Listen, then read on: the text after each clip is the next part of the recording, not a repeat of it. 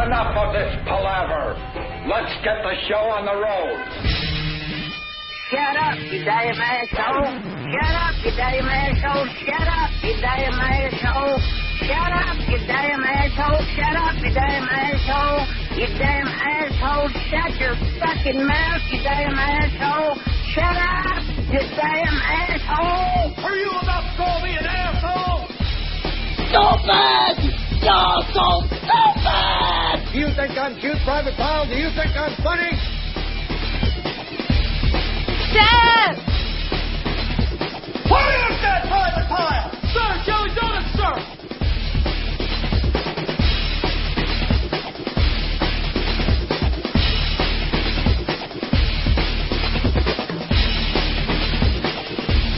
Mr. Gorbachev, tear down this wall.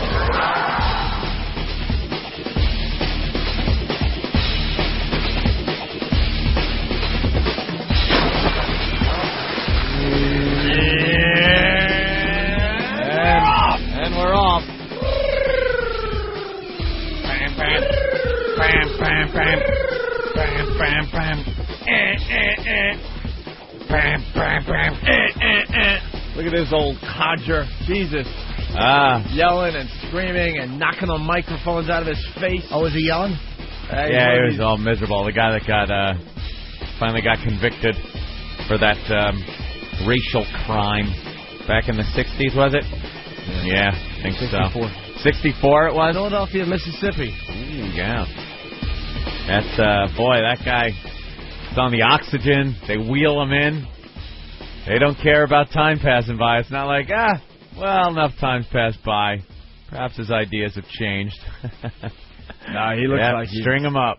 He's still, looks like he's still a hoot. Oh, yeah.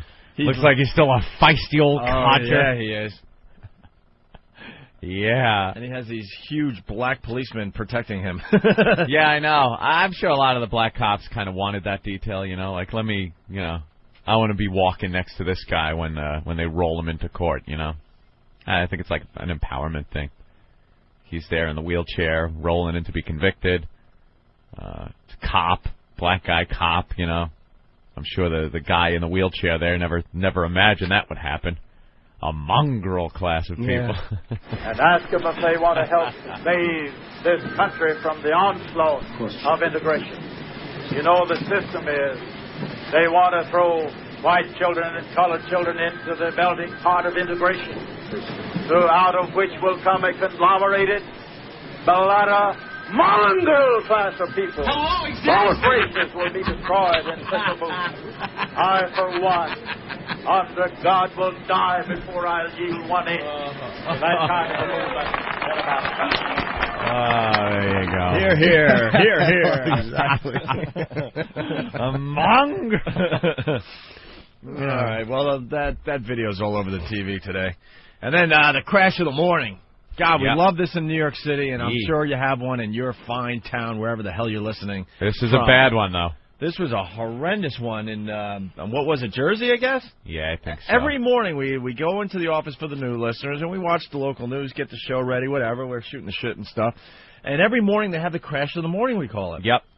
Obviously, in the middle of the night, there's some shit going on the highways, man. And then they kind of do a good job of clearing it off before it really gets into the rush hour. Yeah, we lost one of our fellow truckers because I guess this was a fatality and everything. Yeah. Basically, the guy was carrying what? Mulch. Mulch, what is that? Carrying a little bit of mulch. Some kind of soil product. Yep. Some kind of dirt product. Dirt. And all of a sudden, he just veered off the road and just took out lots and lots of trees. Yeah, he took out, it looked like a quarter mile of trees this guy just took out. Kind of veered off the road. It pummeled the cab of the truck. Just shredded it. And then the dirt spilt all over the road. Yeah, the whole truck was sideways. And he's dead. They got some kind of a loader out there trying to get the dirt up. Pretty nasty crash. It's only a 5-mile backup right now, so. Oh, that's it? That's it. That's an easy one for the New York area. You know, these truckers, especially when they're hauling dirt and stuff like that, you got to cover up those goddamn loads. I've been behind a few trucks on the expressway, and the wind blows right off the top of the pile of dirt. You see the pile of dirt in the back of the truck. Blows off the top. And there's rocks and everything just pelting your vehicle. Bastards. And then you got to do like 85 to pass the truck. That's my excuse now if I get pulled over on the expressway. By a cop, by the way. It's officer. I was being pelted by that truck. But you have a badge. You don't have to give any excuses. I do not have a badge. Yes, you do. I saw it. I do not have a badge. The NYPD gave you a badge, a uniform, a cute little hat. I am an honorary officer, but I don't use my credentials and uniform and car that I have parked in my garage. A police cruiser. I got a lousy PBA card once, and Anthony's got this placard that's displayed proudly on his car. They give me a taser. I just tase people. For the hell of it, I go out in my cop uniform tasing people. It's fun. Bruce in Pennsylvania. Bruce, what's up? Hey, I'm heading the other way from that accident. Yeah. And by the way, Anthony, I hope you have your uniform hanging up next to your cape and stuff. For my wizard robe. Wizard robe. There you go. I'm surprised that a listener hasn't sent in a wizard robe yet. Go ahead, Bruce. I run a truck terminal in North Jersey. I see about 1,000 of these savages a day. Now one of them is going to head ruin my commute for the day, as well as these thousands of other assholes who got to look at the sign here or look at the accident. Well, it's horrible. I think you wanted to say simply that the backup is 20 miles and not 5. Yeah, it's 20 miles. Yeah, I've been going 40 miles an hour since 6 o'clock this morning. Fucking bastards. Wow. Anyway, punching out, fellas. Have a great day. That's a rough one. All right, that was a rough call to start the morning. That was the first one right there, Anthony. I'm sorry for that. Yeah. All right, so the KKK killer was convicted. De Niro's nanny stole a $100,000 pair of earrings, I guess. It's a Maid. Oh, it's not. Oh, because they say De Niro, nanny, hell. Yeah, it's here it says Maid off with wife's $95,000 diamond earrings. De Niro's wife's earrings were stolen. And then there were other things that were ripped off from other celebrities. What was she, like a friggin' housekeeper to the celebrities? And she went in there and stole a bunch of stuff. 35-year-old Lucina Turk Walrianausitz.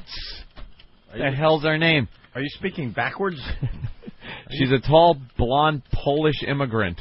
Oh, boy. She's from Queens, where the cops said they found more loot. Sources said the sticky-fingered maid stole jewelry, credit cards, and clothing from her clients, including Candace Bergen, after being sent to their swank Manhattan apartments by a housekeeping agency. That's probably bad for the agency. I would say so. They found a $1,000 suede coat, 2 expensive cameras belonging to Bergen. Yep. Wow, that's something you got to watch out for. What do you do, Opie? Do you watch your maid doing her work, or do you let her just have run of the house? I got a Polish maid, and she has a key to my apartment. Really? Uh-oh. Oh, boy. Should get her hands on the Hughes fortune in there. Obviously, she can't steal furniture. There's just plenty of stuff to steal in my joint. Yeah. She can't steal food. I'm trying to think what she could possibly steal. Police said they apprehended her with a carload of Java logs. They recognized the coffee scent coming out of her trunk and pulled her over. I had to go through that in my mind. Do I give her a key to make it so much easier? Yeah.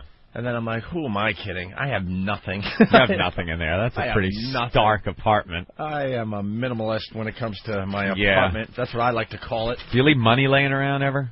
Yeah, there's probably a 5 spot. A 5er, wow. There you go. And a little tray of quarters for the meters. Yeah. Ah, quarters for the meters. Well, she could dig into that. She could get maybe $10 worth of quarters. Wow. Sure. Skip town after taking that kind of money. Man, I should contact MTV Cribs. It would be a whole different story. It's just nothing. No, yeah. I don't know. What? I just make sure my bed's nice and comfortable. I got a nice TV and... Yeah. I don't know. Nice you don't have a headboard, though, right? No. No headboard on your bed? No. You just bought a dresser. Yeah. So that's pretty much but the clothes your aren't, furniture. No, the clothes really aren't in the dresser. You haven't yet. put your clothes in the dresser. No, they're kind of on top of it, though. You put the clothes on top of your dresser. Yeah.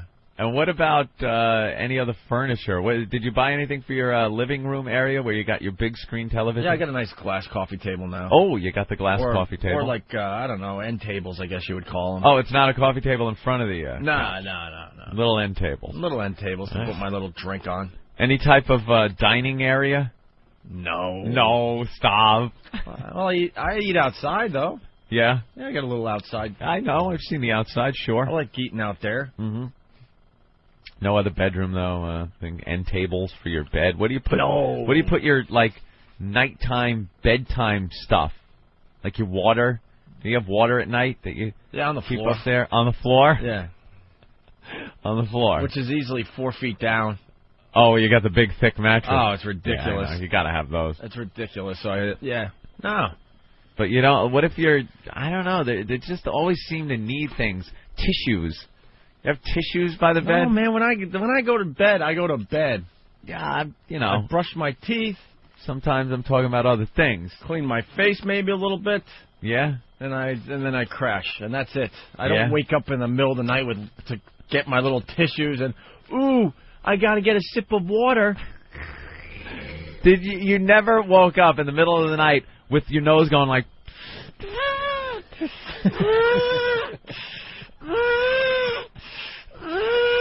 and just, it's keeping you awake. You got to launch that rocket. Because you have a bat in the bat cave? Yeah.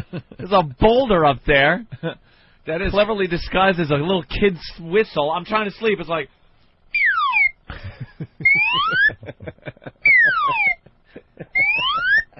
Gotta go to sleep. My nose. No. Oh, maybe this will help. No? I don't Pain in the ass. Tissues in the middle of the night. That's snack time when that happens. Oh, God.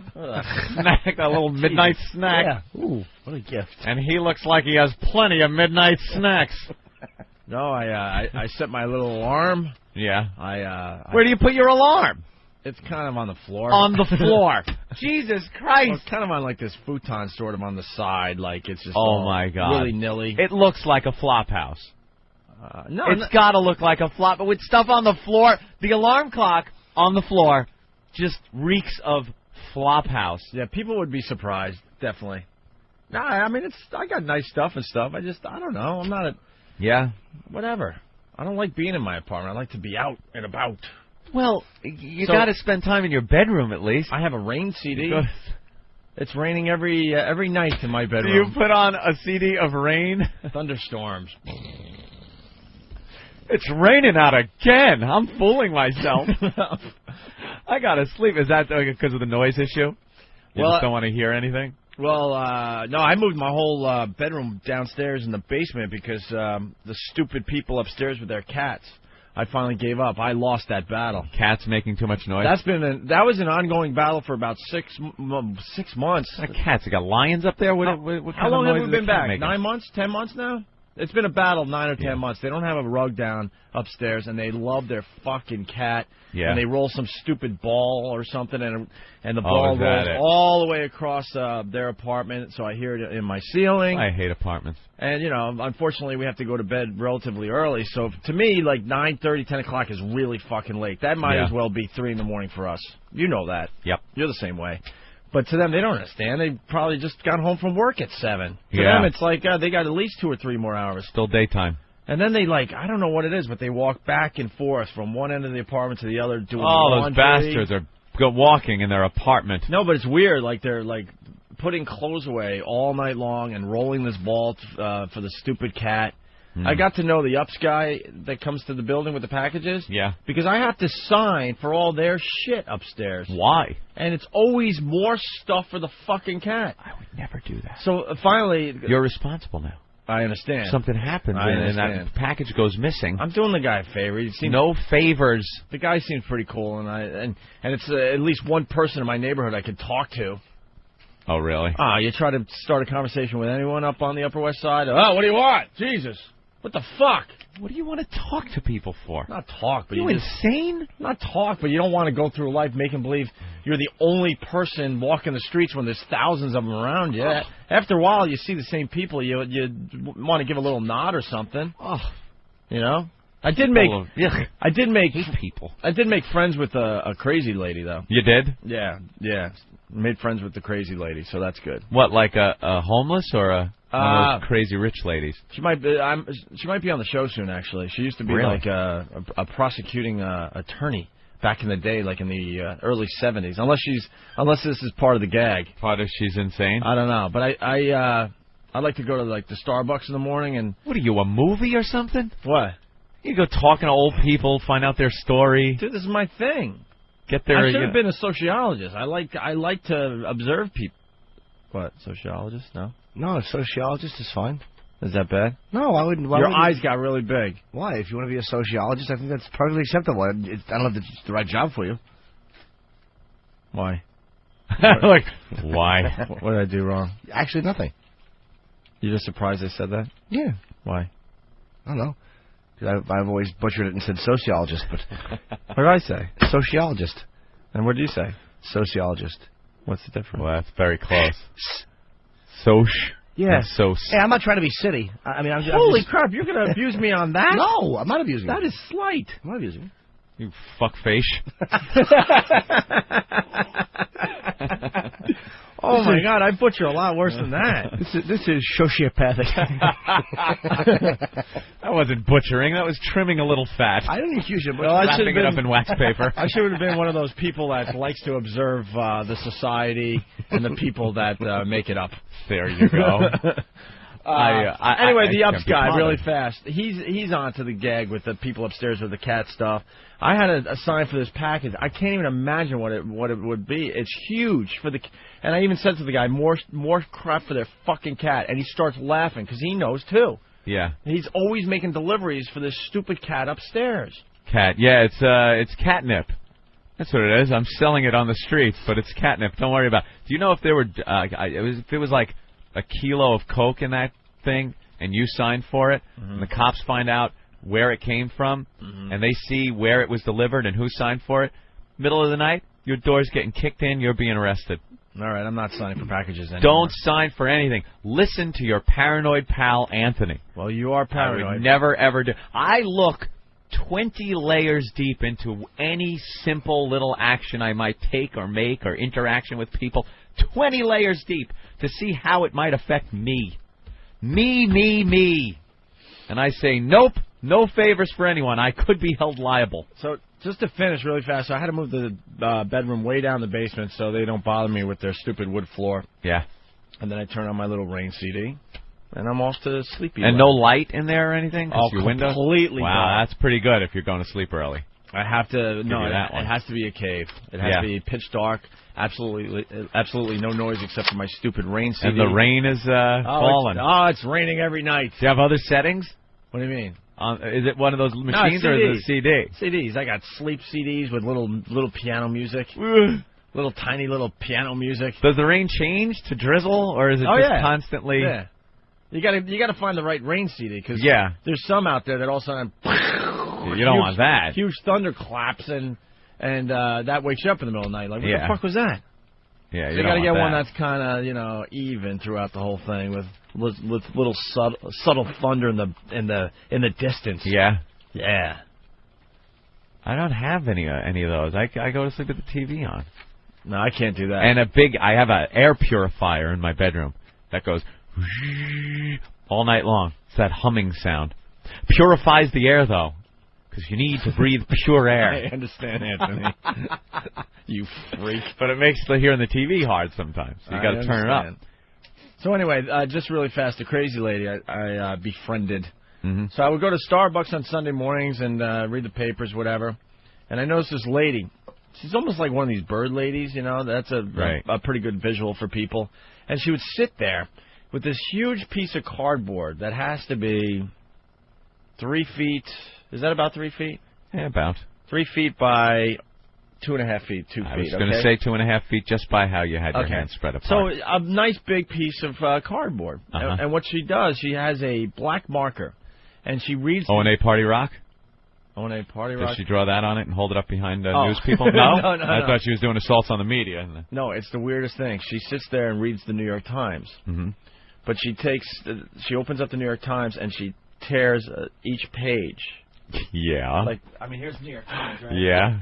Might as well rip it up. No one uses it for anything else in here. Just to explain, the New York Times, for the people in the rest of the country, it's one of these large newspapers. Giant newspapers. That are really a pain in the ass to read. That old people know how to fold in a certain way. So she flips it open like this, tears all the way down, and then places it on her cardboard, and then has to cross out every article as she reads it. All right, she's completely insane. Every single article. And I would search her out when I go to Starbucks because I'm just bored, and I would kind of look over her shoulder, and she would cross things out in certain ways. Sometimes it would be a zigzag pattern. Sometimes it's just a line all the way down the article. And there's probably a method to her couple madness circles, in her head. Whatever. Sometimes she goes back and she's not happy with the zigzag, so she'll do a zigzag and then a line all the way down the column of the article. Okay? What a lunatic! And she does it for the entire Sunday. New York Times.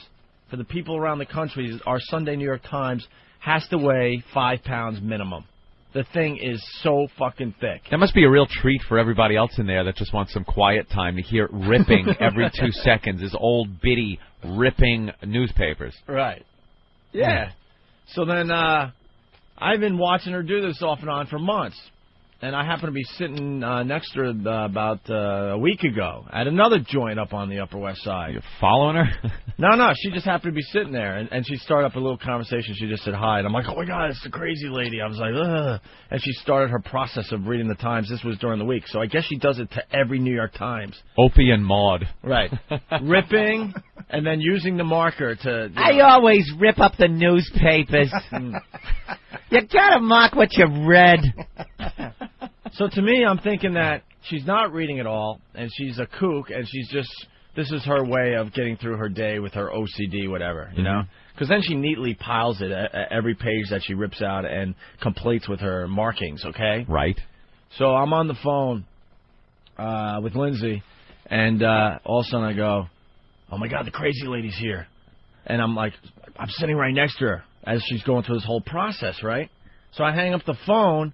And the only reason I said that, because I was literally a foot away from her, was because she had, like, her headphones on, like her iPod cords or whatever. She's got an iPod? I think so, yeah. I think it was an iPod, yeah, because it's white. And I turned after I said all this, like, the crazy lady's next to me, blah, blah, blah, and I turned to see that she didn't have the iPod in her ear anymore, so she heard everything I said. I'm like, oh, shit. So then I hung up the phone, and she turns to me, she goes, just in case you're wondering, I'm a speed reader. Oh, really? She said that because now you said she's crazy. And then we had a little conversation. She's an old speed reader, old prosecuting attorney or whatever, prosecutor, and now she's all about the death penalty. She wants to spend the rest of her life educating black people about the death penalty. Wait, well, is she against it or for it? Against it, of course. Yeah, and I had to bite my lip at that point because I'm like, man, I want to make a friend, so I don't want to like go down that road yet. Want to make a friend? Well, yeah, because she seemed pretty interesting.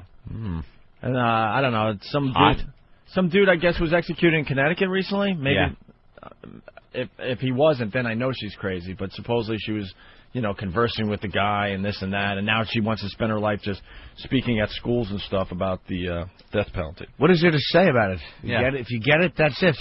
Yeah. What's there to say? What is she educating people on? I don't know. She thinks she's amazed that black people and minorities have no clue what the death penalty is about. They have no idea, and that might prevent them from doing what they strap them on the Gorney. But then I was going to argue with her, like, she's all concerned about the death penalty in New York. And we've had that since when, Aunt? 1990 something, right? At least Pataki got in. At least 10 years, right? Yeah. And we haven't fried anyone. No, haven't used it. Well, they don't even fry people anymore. Nah, you strap them in, shoot them up, and they fall asleep. Yeah, they took the fun out of it. Yeah. If you're going to execute, you got to execute. All the entertainment value out. Occasionally you get the flaming head. Right. The little lightning bolt shooting out of the ankle. Something like that. Now they just put you to sleep. Now they just, They put a rain CD on. CD, an air purifier. And then they just inject you. That's See how it. we bring it all around, people? Sleepy time. Ooh, is it like this? Opie's he's yawning. He's getting all sleepy. Oh, wow, nice. This is just like taking Valium. That is good. Yeah. Is this what you listen to? Like this? It's kind of rain on a roof. Nah. No? It's not visual enough. Mine is all about... It's like a rainforest type rain? Dude, it's a cabin in the woods. Yeah, this is like hitting a tin roof or something. This stinks. This is a rainstorm in Queens. In the project. Yeah, let me tell you what my rain CD's all about. Mine is... I got the visual. Right. I got a nice little spread in the mountains. There's a cabin. A cabin? And it's right on a lake, a small lake, maybe a big pond, okay? Yeah. And there's a little stream that goes right by the house. Ooh. So that's part of the... Yeah, exactly. So you get the noises of nature and a little water going by, and then you hear in the background, yeah, this is perfect. And here comes the thunderstorm across the lake, across the pond. The pond? You're in, like, Africa. No, I'm not. This is like... I'm up in, like, the Catskills. The Catskills? Yeah. Listen to You're under the canopy of a rainforest. Oh, yeah, I do have a rainforest rain CD, too. You're right. That's what this is. What, they don't have noises I'm hearing like a toucan. They don't have noises like this in... They're not native to the Catskills. They don't have noises like this in the Catskills? I don't think so. All right. That is relaxing. It's a great way to go to sleep, I'm telling you. And then when your mind slowly starts shutting down for the night, it gets very visual in my bedroom. It probably helps a lot more than watching Discovery Channel airline disasters trying to go to sleep. And then just as a goof sometimes, I get my apartment really, really dark and really quiet. Ooh. And then you spray water up on yourself? Little to make it really cheap with a spray bottle, like you're out in the rain. And then I put on the opening sequence to The Shining. Ooh. And just see if I could handle that, and how long I could handle that before I completely freak out. That's scary. Yeah, let's. What is that? Huh? I hear like there's elephants. Opie, are there elephants? Well, they're going by. You know. Yeah. That's a peaceful place I live. It's a nice cabin. I live with nature, and everyone's the elephants happy. in the Catskills. Yeah. All right, I think that's a T-Rex. Anyway. Yeah. Yeah, you want to see how brave you are, though? Put on the Shining music as you're going to bed. Get the house completely fucking dark. Completely. Try to fall asleep as this is playing in the background. See how long you'll last before you're completely freaked out and have to turn on every light in the house. Yeah, it's creepy. No, I wouldn't be able to do it. I'm seeing the twins in my head, and it's freaking me out, and it's daytime. I can barely hear this during the day. Imagine in the middle of the night, just as a goof, you put this on as you're sleeping. I can't take the scary commercials that are on now for movies. Because, like I said, I fall asleep with the TV on, and a lot of times they'll come on, and they're pretty creepy. Some of the trailers. Yeah. Little scary things in the corner. They jump out of nowhere. They got the little kid voice like... It's like, scares the shit out of me. I really got to start helping XM program their channels. If you got a channel like Audio Visions, you don't need a jock going, Audio Visions. Right. Because it's all that background music that is supposed to be background music. Right. Like, it's like Yanni, Kitaro. Just let it play. What have you. Very, like, trippy, mellow music, you know? Mm-hmm. But all of a sudden they have to identify the channel, even though you know on your display, Audio Visions. Right. So you're in the middle of a nap or something, listening to this in the background, and all of a sudden they pipe in. There's been a couple times I forget to put the timer on. Yeah. And I'll wake up the birds chirping. They got some kind of thing going with birds, all different kinds of birds, and a little bit of music in the background. They'll play birds chirping on. Oh yeah. Maybe XM has too many channels. No, I'm starting to think maybe there's too many channels. Actually, when I go off and do some of that reading, I bring my MiFi and I throw the audio visions in the background, so I don't have to hear the people around me yapping about their stupid lives. Really? That mean absolutely nothing to anyone except themselves. And there's just birds and music and lightly in my ears instead of some lady talking about how her kid is the best and all that. Ugh. How about that? And then I do fine-tuning in audio visions, yes. Those two are I listen to that one once in a while, too. Those two are great. All right. Thanks, man. All right, punch it out, guys. Bye. Was Ant 20 layers deep into St. Pat's thing? What does that mean? I didn't foresee that. I didn't look at that situation, get layers deep to see how the repercussions would affect me. Oh, I see. Okay. But, all right. You screw up every so often, my friend. Mm-hmm. It's very hard to look at everything like that.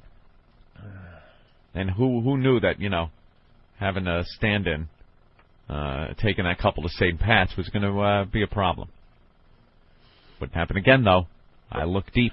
You do look deep. That's right. All right, why don't we take a quick break? We'll regroup. We got to talk about the the Snapple meltdown in Union Square. They're calling it Goonin Square. What? Instead of that's a stretch. Union Square. Instead of Union Square. That's almost impossible to say. I know. Take it away, Jimmy. I didn't say goon, did I? I said goon. No, not you. All right, I'm just scaring me again. There's other letters you might want to put in that little for different stories that might pop up. All right, we're going to take a quick break. I know, I was trying to come up with a good situation. What are they talking about? I don't see any little animals with dark circles on their eyes. Wow. Wow. Oh, you know what? When we get back, we got to talk about the missing scout that they found there in New York. Look at that. It's a miracle, Opie. Well, we got to play the clip of the mom. Very happy for the family, but stop. The little boy is back safe and sound. You'll understand after you hear the clip of the mother and what we're getting at. Okay? Another woman who's only thinking of herself and maybe not thinking of other people. It is a natural impulse to grab and squeeze the breasts. No shit. Real soft. Almost like pudding. Yes. A hard piece of ass. Quite a handful. Yeah. The nipples are so sensitive that a mere tweak between finger and thumb will give a perfectly good result. The Opie and Anthony Show. In case you didn't know.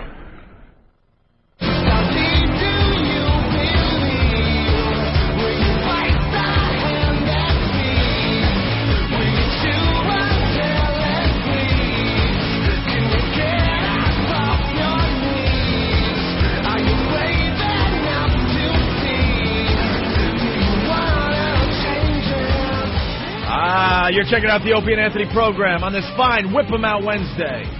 Oh, it is. It's wow. If you don't have a wow sticker yet, very simple. Just send in a self-addressed stamped envelope, and we send out the wow stickers immediately. I don't have the address in front of us. But you can go to opieandanthony.com, and the address is there somewhere, all right? Right. Very simple. You throw the wow in your car. If the ladies feel like it, they will flash you as you're driving around. It's been working like a charm for many, many years. All right, where you want to go next, Anthony? I was just thinking during the break about that old lady that was on TV about her stupid apartment today as well. Oh, yeah. Well, in New York, you have a rent control, it's called. And every year or so, they have these hearings and decide, because the landlords always want to raise the rent, and the people that live in these rent-controlled apartments want it to stay the same. How did that all start, the rent control? I have no idea. Does anyone know? I have no idea, but it turns out these people are living in what amounts to $4,000 or $5,000 a month apartments for about $500. Yeah, they were showing this old lady, and it's always old people, so it's something that happened, I don't know, many, many years ago. Yeah. Because, a young person like ourselves here, we're not fortunate enough to get into these situations. No rent control. It's all old people. So something happened way back when that. Yeah, I don't know how it happened. I don't know how that happened. If you're a building owner, you're the landlord, and you can't charge what is a fair price for an apartment because of a law, that says you can't. And these this woman is on the news, and apparently they gave the landlords like this little piddly 2% raise or something like that they were able to get from the tenants. It amounted. This woman's paying like $200 or $540 a month for rent for a 3-bedroom apartment in Manhattan.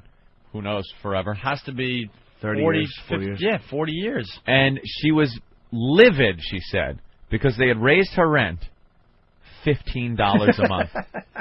$15 a month.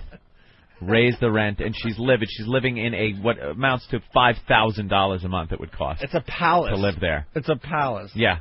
You get a shoebox in New York City, it's going to cost you you don't even get that for $500 in New York. No. You get live in it. You get a shoebox with roommates. Yeah.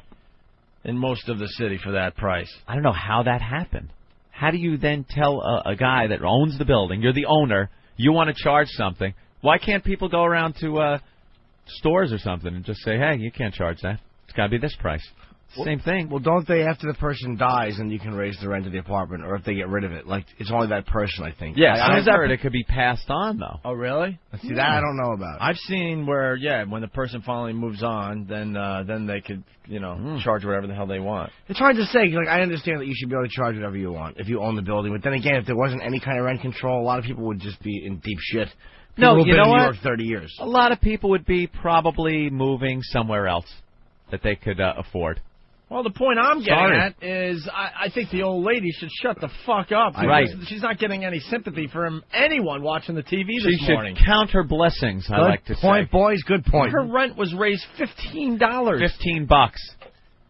After who knows how long. They're always coming up with these things, and who knows how long a rent has been what it is. Right. And then it's raised $15 after all that time, and she's pissed off.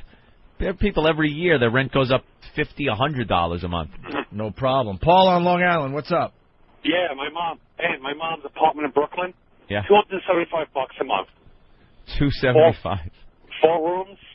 She's been there for about 35 years. She raised us there, and now she gets Social Security. She's living like a queen. You know who winds up paying? Do you know? The people that rent in the building that don't have rent-controlled apartments. Yeah, but it's all fucking Russian immigrants and Pakistanis. Pakistankis. Yeah, the Russians are taking over. I mean, let's be honest here. They do have their industries, and buildings are one of them. That's for sure. All right, thank you, Paul. Punching up, boys. All right, well, that's just a quickie that just amazed us this morning. The other big story, Anthony, Union Square. Goonion Square, Opie. Yeah, exactly. Mega Popsicle is beat by heat. Mm-hmm.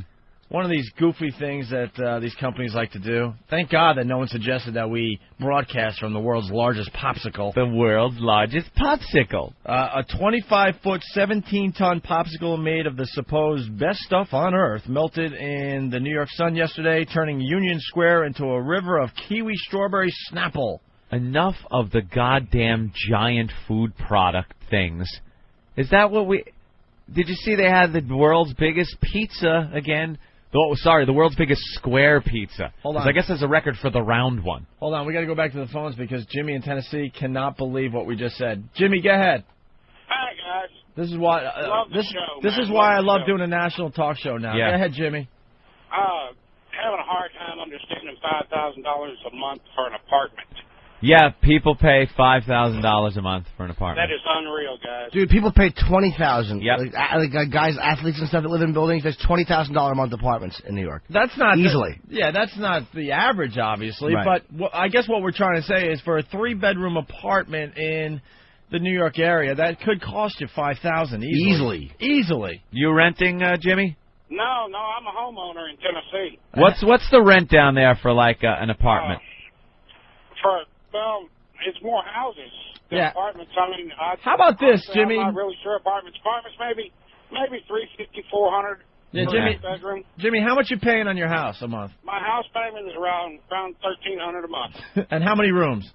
It's a 3-bedroom, 1,580 square foot house. There you go. On an acre of land. See? On an acre of land. Very nice. All right. $5,000. Yeah, that's what people deal with up here. Yeah, he couldn't believe it. We had to go back to the phone. Jimmy in Tennessee, he was like, that has to be wrong. No. He thought we might have meant $500. 5 G's. Bob in Jersey. Bob? Hey, how you doing? Hey, Bob. Hey, you know, I grew up in an apartment in your neighborhood, 70th and Columbus. It had been my parents since, like, the early 50s. When my father finally passed, he was paying $75 a month for a 3-bedroom apartment. Oh, my God. And, in fact, to get him out, the landlord paid him $150,000. Right, it's worth it to him. Because once he left, then it wasn't rent-controlled anymore. Yeah, there you have it. Yeah, the landlords will do all sorts of stuff to get you out of there. But my friend owns a building. He said they do that sometimes. You just give the guy cash to leave. You just give you a bag of cash and say, just go, and they go. It's worth it, yeah. All right, Bob. Can you imagine $75 a month? All right, getting back to the Snapple faux pas, Anthony. So they try to do this world's largest popsicle, and you're saying enough with the big food. Does anyone really care? Does anyone care that a company makes a giant Pop-Tart or giant pizza, giant hamburger? Who cares? It's not real. I mean, like when they make the giant hamburger. Yeah. It's not a giant hamburger. It's a lot of little hamburgers making a giant hamburger. That's what they did with the big square pizza, by the way. It was a bunch of regular slices of pizza put together to look like a giant pizza, and then they had people come up and eat it. So they grab a slice. That's it's not a giant pizza. No. If you're going to set these records, you need a giant oven. A continuous crust that is uncut. Somehow you have to work the dough. Right. You know? Yeah, you're going to have to work the dough somehow and spread it out, put the sauce on. Your sausage, little sugar, wine. Might have to cook for a whole city. So the Snapple people got this great idea. They're getting a lot of publicity today. The world's largest popsicle, 25 foot, like we said, 17 tons. Mm-hmm. And the thing, obviously, because it was like 90 degrees yesterday, started melting like crazy as they're trying to get it off the truck. Great place to do this. And what the hell were they going to do with this? It's just a big block of frozen Snapple. A sticky block of ice and sugar is what it was. And then they had it on a truck, and it looked like the truck it was a dump truck kind of thing. Mm-hmm. So they tipped it up, thinking this thing was going to slide out, and just this liquid came pouring out, and they looked very concerned. They came running to the back. It turned into like a little pond down there. Yeah, it was a pond of sticky mess. And then what happened, now all this sticky mess is all over the street down there in Union Square. Bicyclists wiped out in the stream of goo. Pedestrians slipped and fell. Yeah. And traffic was, frozen. Oh, boy. Oh, that's terrific. That's exactly what it says in the paper. Traffic was, frozen. Yeah, it was very slippery, and they showed some bicyclists falling on their asses. It's good to know that they failed, just like I failed back in the day with the smallest kite thing with my fellow students. Oh, there you go. At Oldfields Junior High, Anthony. Snapple officials had hoped to get in the Guinness Book of World Records and promote their new line of ice treats. Instead, New Yorkers got a first-of-its-kind, first day of summer mess. Mm-hmm. That's good, though, because that won't attract rats or anything else. I was just thinking that. Down in the sewers, all that sugar. Oh. It was a big boo-boo, said Kizzy Vasquez, 28 of Manhattan. Kizzy? Jesus, before she spit in the water of a white lady and handed it to her? As she watched the mammoth pink pop ooze while someone with a sick sense of humor blasted Cruel Summer over a sound system. Oh, what's so sick about that? Yeah, that's sick, man. That's sick. Oof. They should have had that up before the sun came out, whatever that means. I guess it would have made a difference if they did this before it got Wouldn't really have melted hot. as they would have taken it out, probably. I guess so. No. And all over all the wiring and stuff that's underneath the streets that are always being chewed through by rats. Now they're going to be sugar-coated. That's great. Everything down there is now sugar-coated in the manholes. Mm-hmm. Nibble away. Speaking of world's largest ice pop that's drippy, where's Ben? We got to get him in here because another giant delicious treat. He went down to the Sirius XM Oldies rally yesterday. We got to get into that as well. I'm just seeing if there's anything else worth talking about in this article. It's a tough break, said Stuart Claxton of the Guinness Book of World Records on the sticky scene. The Queen of England watching Ozzy. That's interesting on the news. What was she watching Ozzy for? It looked like she was digging it. Yeah, of course. There's probably some... the it was kind of, I was going to say funny, but it's not funny. But the damn firefighters had to hose down the street. Yeah, they're called in for this, the firefighters. So there's a big fire truck there, and they're hosing down the streets, trying to get this gooey mess off of there. Yeah, that's what they want to do. Yeah. While they're on their jobs there. Yeah. Hose down the street because a big popsicle was melting. Like they don't have better things to do with their time. Right. They got to now go out there because a popsicle melted and spray the road down. Great. So there you have it. Wonderful use of our resources. Another huge story in New York today. Where's Ben? Let's get Ben in here and the rest of the gang. They went down to the CBS FM Oldies rally, Anthony. You want to set this up again? We lost our oldie station here in New York, and it turns out to the jack format. It turns out no one really cares. No one cares except for a handful of people that lived for CBS FM, the oldie station, and they flipped formats. They went to this jack format. Jesus, text message coming in. Oh, from Elo? Yes, from Elo. Oh, what does it say? Don't forget to mention that oldies can be heard on the 50s and 60s channels on XM satellite radio. He's good. Jesus. He's good. Enough with the promoting. No one cares, Elo, about oldies. That's what it comes down to. No one gives a flying... What's up, Ben? Pat from Moonachie seems to think the popsicle stuff all washed down into the gutter, the rats eating it. Might be a few poor diabetic rats running around with one less toe, one less little claw on their foot. Are the rats diabetics? All right. And someone else right under Pat goes, Pat from Moonachie cares about giant food. Yeah, big fat people. Those are the only people that care about giant pizzas. People are calling in with their rent. Jay in Missouri, he has 160 acres, 5 bedrooms, $400 a month. 160 acres? In Missouri. 160 acres in Missouri. Wow. Tennessee, Tony calling in, $350 a month for 1,600 square feet. Some dude in Arkansas pays $500 a month for his house. Yeah, people are just shocked all over the country that this is what you have to deal with in New York if you want to live in an apartment. Joe from Jersey. Jim, your sinuses sound terrible. Oh, really? Are you? Let's hear what Joe has to say. Joe, go ahead. Hey, boys. Hey. Hey, I'm just really concerned about our little Jimmy. What's wrong with my sinus? Am I sniffling? Yeah, you sound really bad with your sinuses. I was eating, too. That might have been it. But what do you mean? I'm breathing okay. Yeah, the last couple of days. Oh. I don't know. I think maybe you should just go back to the blow and call it even. Might clear you out. I have to go get sinus surgery. Oof. It might be Ben's hog trying to breathe. Trapped in those pants. Trapped in those. Thanks, sir. All right. Let's go to Dan in Iowa. Dan, go ahead. Hey, what's up, guys? What's up? And a pizza they made here in Iowa, and it cost $45,000 in ingredients, and they did it for charity, and they raised like $3,500. Oh, is that it? Yeah, but it's not a real giant pizza. It's a fake giant pizza. Bunch of little pizzas put together. Right. That's about 30 miles from my house. I saw the picture in the paper, and that's what it was. It was like, little cookie sheet pizzas all stacked together. Yeah, that's not the world's biggest pizza. Yeah, pretty cheesy. All right, thanks, bro. Let's go to Pete in Miami. Pete, go ahead. Yeah, it's funny how in America, we make these giant foods, and no one eats it, all rots and gets, ridden by flies. And in Cambodia, people are starving for, a grain of rice. And here we just make these things just as a piece of shit, People starving in Cambodia anymore? I don't know. Well, wherever the hell they That was like the old place to say. People are That's starving in Cambodia. Bangladesh.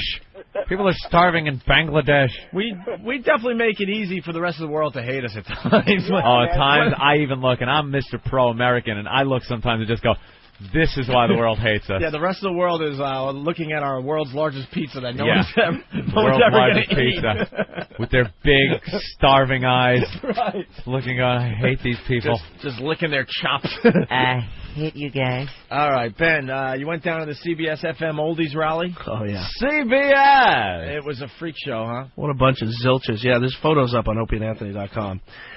Just a bunch of losers. My favorite was some of the signs. Infinity was rude on taking CBS off the air, and Just some real winners. Celebrity sighting, too. Roger. Remember Roger, our old promotions rep? Roger. He's the one that wanted us to broadcast next to the giant Pop-Tart. Yeah. He was our promotions guy, and that was his first big promotions idea. Did you see that one sign that was down there? Ben's hog is so big, there's still snow on it in the summertime. I got that email, too. That guy, how long is that email? Like 10 I saw pages? one. Ben's hog is so big it has casters. The fact that this guy took, whoever it is, I mean, how many pages is that thing? Like 10 pages? Ben's hog is so big, he has to call it Mr. Ben's hog in front of company.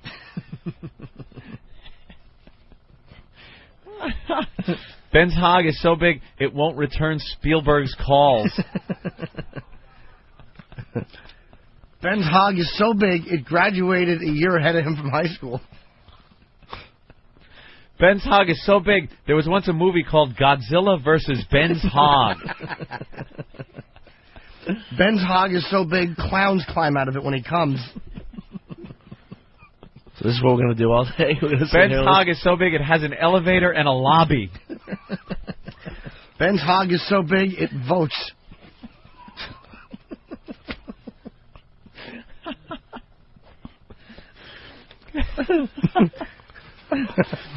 Ben's hog is so big,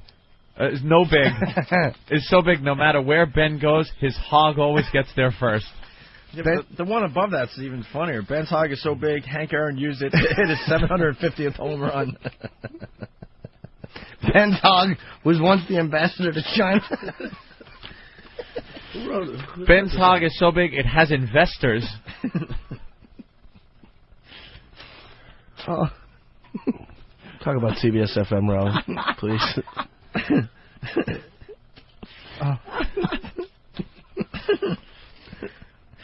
Ben's hog is so big it has feet? Jesus. Ben's hog is so big it has an opening act. Let's see. Ben's hog is so big it uses a hula hoop as a cock ring. Ben's hog is so big, King Kong is going to crawl up it in the next remake. Ben's hog is so big it has to cook. He has to cook it breakfast in the morning. Ben's hog is so big it can fucking elevator shaft. Ben's hog is so big the city had to carve a hole in the middle of it so cars could get through. Ben's hog is so big it needs an airplane warning light. Ben's hog is so big it has its own Wheaties box. Hawk, you want to read one? Why don't you read one? Oh, come on. Why don't you jump in and read one? Be fun. First of all, Jim, it's E-Rock from now on. E-Rock? E-Rock. E-Rock, why don't you read one? E-Rock, I like E-Rock. E-Rock. E-Rock. Nice. Right, E-Rock? E-Rock hates E-Rock. Oh, read one. Read one. There's only 100 of them. I know, Jesus. Wow, there's way more than 100, actually. The inside of Ben's hog contains billions and billions of stars. Ben's hog is so big it has elbows. Ben's hog is so big that we're all a part of it, and it's a part of all of us. Ben's hog is so big it violates 17 zoning laws. That's a good one. That's funny. Ben's hog is so big it has stairs up the center like the Statue of Liberty. Ben's hog is so big he was once in Ohio and got a blowjob in Tennessee. Ben, you want to read one? No, thanks. I saw last night. No, thanks. Hawk? E-Rock. Get it straight. Oh, come on, read one. You got to read one. Don't what are you shy for? Yeah. Stop being sheepish. You're not a sea lion. Ben's hog is so big it plays golf with the president. Hawk. E-Rock. All right. We have plenty of those. We'll go back to the Ben's hog one-liners in a little while. Bring back New York City's best oldies. CBS FM, the greatest hits of all time. One of the many signs down there. So it was a freak show, huh? Yeah, real bunch of winners. There's nobody there. Maybe 100 people if they were lucky. So. Yeah, wow, the listeners sure do step up to the plate. Ben's hog is so big, F-14s occasionally practice carrier landings on it. Ben's hog is so big that the toll booths charge him for 2 axles.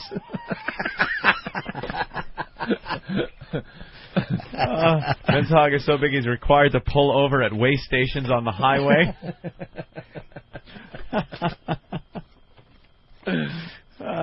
Very funny. Very good. Ben's hog is so big, 35 people have died trying to reach its summit. Ben's hog has its own airbag.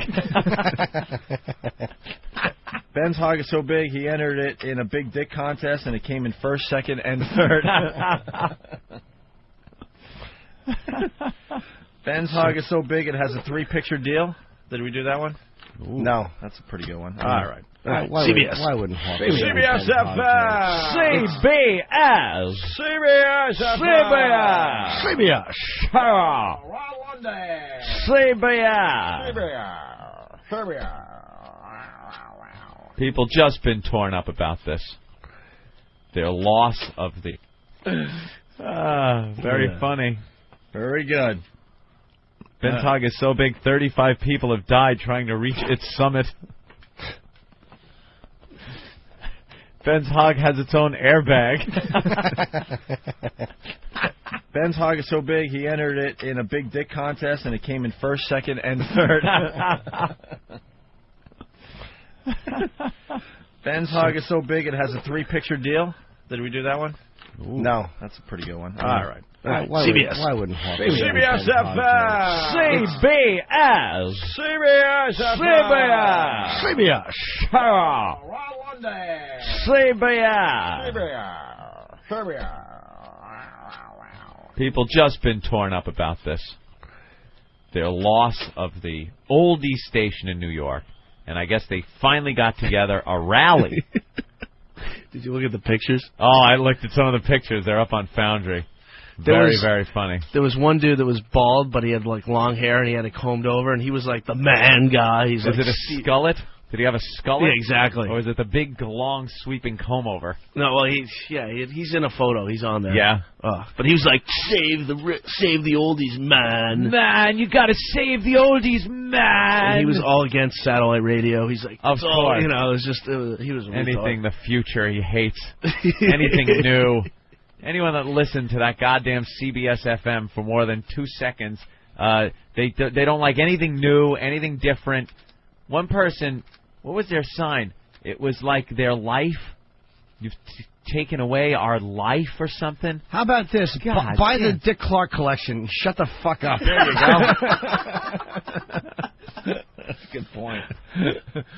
Yeah. They got compilation discs all over the damn place. Yeah. Unbelievable. I see some signs. Hit the road, Jack. Well, they were chanting that. They were singing that. Oh, they were? And the best part was Joe Hollander, was the boss of Infinity. He walked by and none of them even knew who he was. There's the big boss. They could have had the guy's ear.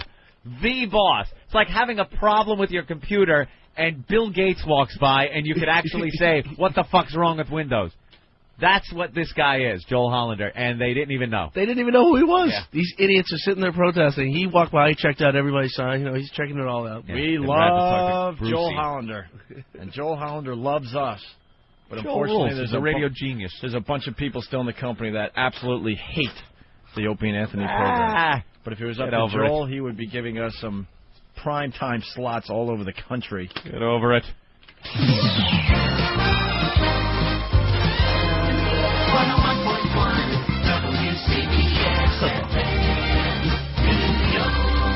CBS! Welcome back! Blah, blah, blah. Shut up. Oh, look at this on the New York radio message board. Rally is over. Next steps. Like that was just plan A. Now we need a new CD player. Problem? I bet it works over at Jack. Uh-oh. God. That one, no, whatever. There it goes. Yeah, oh yeah, it'll work now. Someone at the... There you go. Next step would be find pipe, throw one end of rope over end, get stool. CBS FM. Couple of minutes past 11 o'clock in the city with the greatest hits of all time. This is Ron Lundy. Hello. This is Ron Lundy. Talking over the music. Fucking jocks. Awful. This guy's suggesting that the rally didn't really do much. Yeah. Said he had a chance to peek at the rally outside. while it was nice to see people stand up for what we all believe in, it really had no impact. You've got to understand that MTV Studios in that building often attracts crowds double that size as fans and groupies try to catch a glimpse of their idols. Additional rallies will have no impact on Infinity and Jack. If you want to have an impact, you have to get at Jack's cash flow, he's saying. And then he has this form letter that you can print out and sign to the sponsors at Jack. It tells them, what he's trying to say, they took off a very popular station, blah, blah, blah. That never works. It just never works. Because they wouldn't have taken it off if it had a big enough listener base to affect the advertising. Right. The people listening, they would never have taken it off. Exactly. You know what's funny, though? The ratings came out for New York radio, and CBS FM, Oldies, went way up. How often does that happen when a station changes format stuff? They change, and the last ratings for the station that was on there before always goes up. It went up, so... let's say hi to Jeff in Indiana. Go ahead, Jeff. Hey, One, what's up, fellas? What's up? Yeah, I just wanted to say that Ben's hog is so big, it has other smaller hogs orbiting around it. True. Ben, comment? Dan from Missouri. Go ahead, Dan. Shan't comment. Hey, great show, fellas. Thank you. Evil shit. Ben's hog's so big, Evil Knievel wants to jump it. The punchline right away. Let's get to the punchline. Yeah. Evil Knievel. Evil Knievel. Wait, hold on. Evil Knievel. Shit. Oh, his big moment, and he blew it. Regina in Georgia. Velcro on the ceiling. Oh, shit. Stick him to the window. Wait a minute. God damn it. Go ahead, Regina. Hey, maybe Ben's hog is really a third leg, and he was born with an undeveloped twin hooked to him. Oh, very nice. Not really Smooth the delivery. format. Jeez. Not quite the format of the Ben hog is so big. No need to do jokes, just speculate. Possibly Ben is deformed. Way to wreck it. The other thing, to go back to the advertisers, if you saw the people, if you look at the pictures, would these people really be the ones? I mean, just look at the people that were there. And they way out of the demo. Yeah, Ben's hog is so big it has advertisers. Yeah. How about that? Yeah, someone said that Ben's hog is so big it has its own oldie station. Ben's hog is so big its format switched to Jack. That's what CBS is. His cock is big and suckable. All right, we got some audio. We went down to the CBS FM Oldies rally, and we messed with the people a little bit. Sort of. Yeah, a little bit of everything. You didn't even have to mess with them, I bet. I've had them just talking. They're just going to say dumb stuff. Let's go to the tape. I mean, the Jack format, they're saying that they play what they want. Well, you know, if I want to listen to something else, New York is so diverse with what they have. There's like 100 different hip-hop stations that you can listen to. Actually, there's two. There's two. There's two? Well, still. 100 different hip-hop stations. Still. All right, two. Well, still. We want our oldies in New York City the way they were because that's where they belong. What? She was out of her mind. That one was nuts. Oh, God. Do you imagine having to deal with this woman? We want our oldies in New York City the way they were because that's where they belong. The way they were because that's where they belong. That's kind of a Hillary cadence to her. We want our oldies. Oh. We got more of the crazy lady. I'm out here today because on June 3rd, 2005, we lost the best oldie station in the world, and they play all the music, and we got shafted. Sounds like Marion a little bit. Doesn't sound like Marion? And we got shafted. Shafted. It's a dumb radio station. Shafted.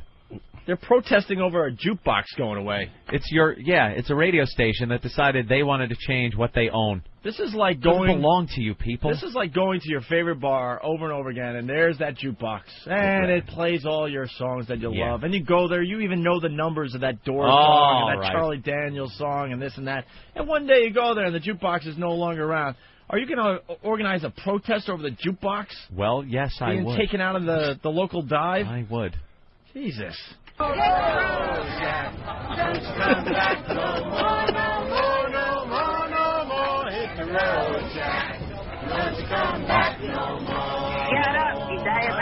am stupefied. Shut up, you damn asshole. Shut up, you damn asshole. Shut up, you damn asshole. Shut your fucking mouth, you damn asshole. Shut up, you damn asshole. Wow. Yeah, that's what they were doing. They were singing Hit the Road Jack.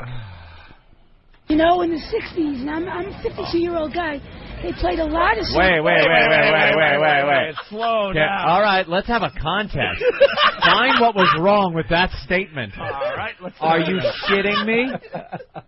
Holy crap. Maybe I heard wrong. Could you play that again? Because I want to hear something. You know, in the 60s, and I'm a 52-year-old guy, they played a lot of songs over and over again. I see what you're talking about. He sounds younger. It didn't matter. Yeah. Yes, the world is changing, but you don't... People are still alive, okay? I'm only 52. There are a lot of people who do care about the human touch in radio. We're losing that.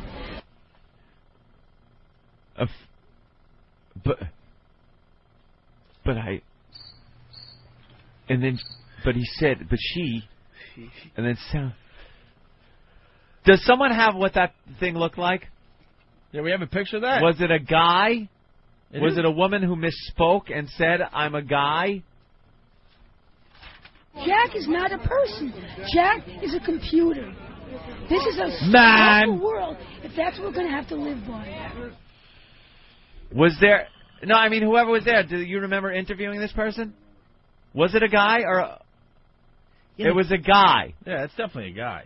Obviously, Ben got his hog and balls. Because that person doesn't have any male genitalia.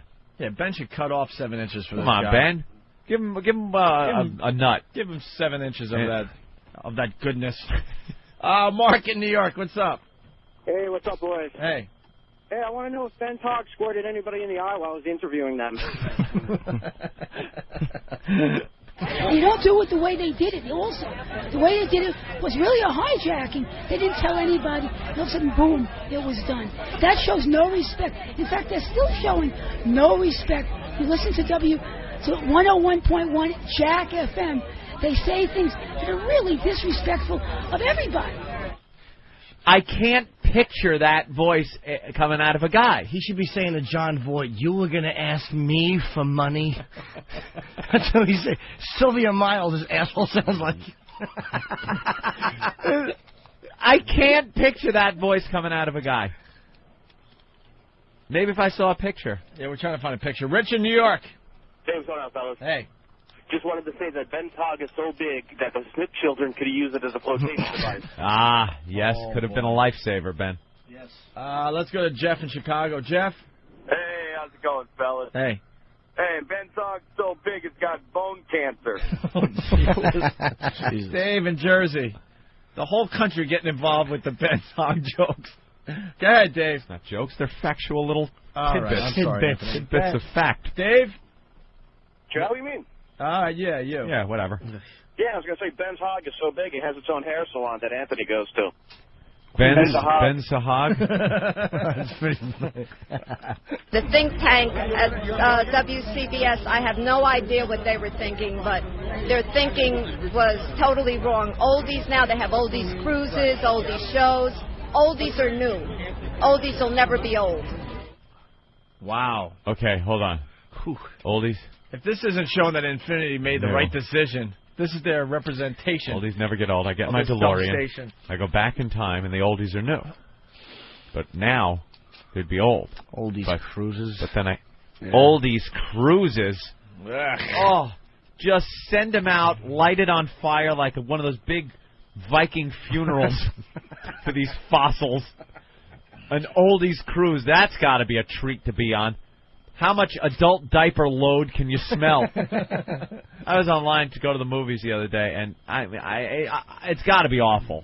I mean, there is some sympathy in me for this. But there was an old guy standing in front of me online, just taking forever at the ticket counter. And I'm one of those guys at the ticket counter. I have my money. I need 2 tickets for this movie. Here's the money. Give me the change. Boom, I'm gone. I cannot fathom what these people are doing at the ticket counter that takes so long. I want to see the Sisterhood of the Pants, and I want to how many 3 senior ticket. I'm standing there like, you son of a bitch, you should know this beforehand. And wafting out of his pants was the smell of shit and piss in a powdery scented diaper smell. And I'm standing there going, this old guy has shit himself, and he's online at the movies, and just to sit in it for 3 more hours. Yeah, right. Now he's got to sit in it for 3 hours to watch a movie. And you know, back in the day, I'm sure back in the 40s, 50s, he was probably a go-getter. You know? Now he's sitting in his own shit, watching Sisterhood of the Fucking Pants, whatever that is, a chick flick, with his corpse next to him. Oh. Let's go to David. David, what's up? Hey, man, I heard that Ben Tog was so big, it was once used for 3 weeks as a hiding place by a girl in Aruba. Oh. The police should check out your hog, Ben. Yeah. Oldies now! Oldies now! Oldies now! This is pathetic. I know. As they're doing this, their lights at home are turning on and off, on and off.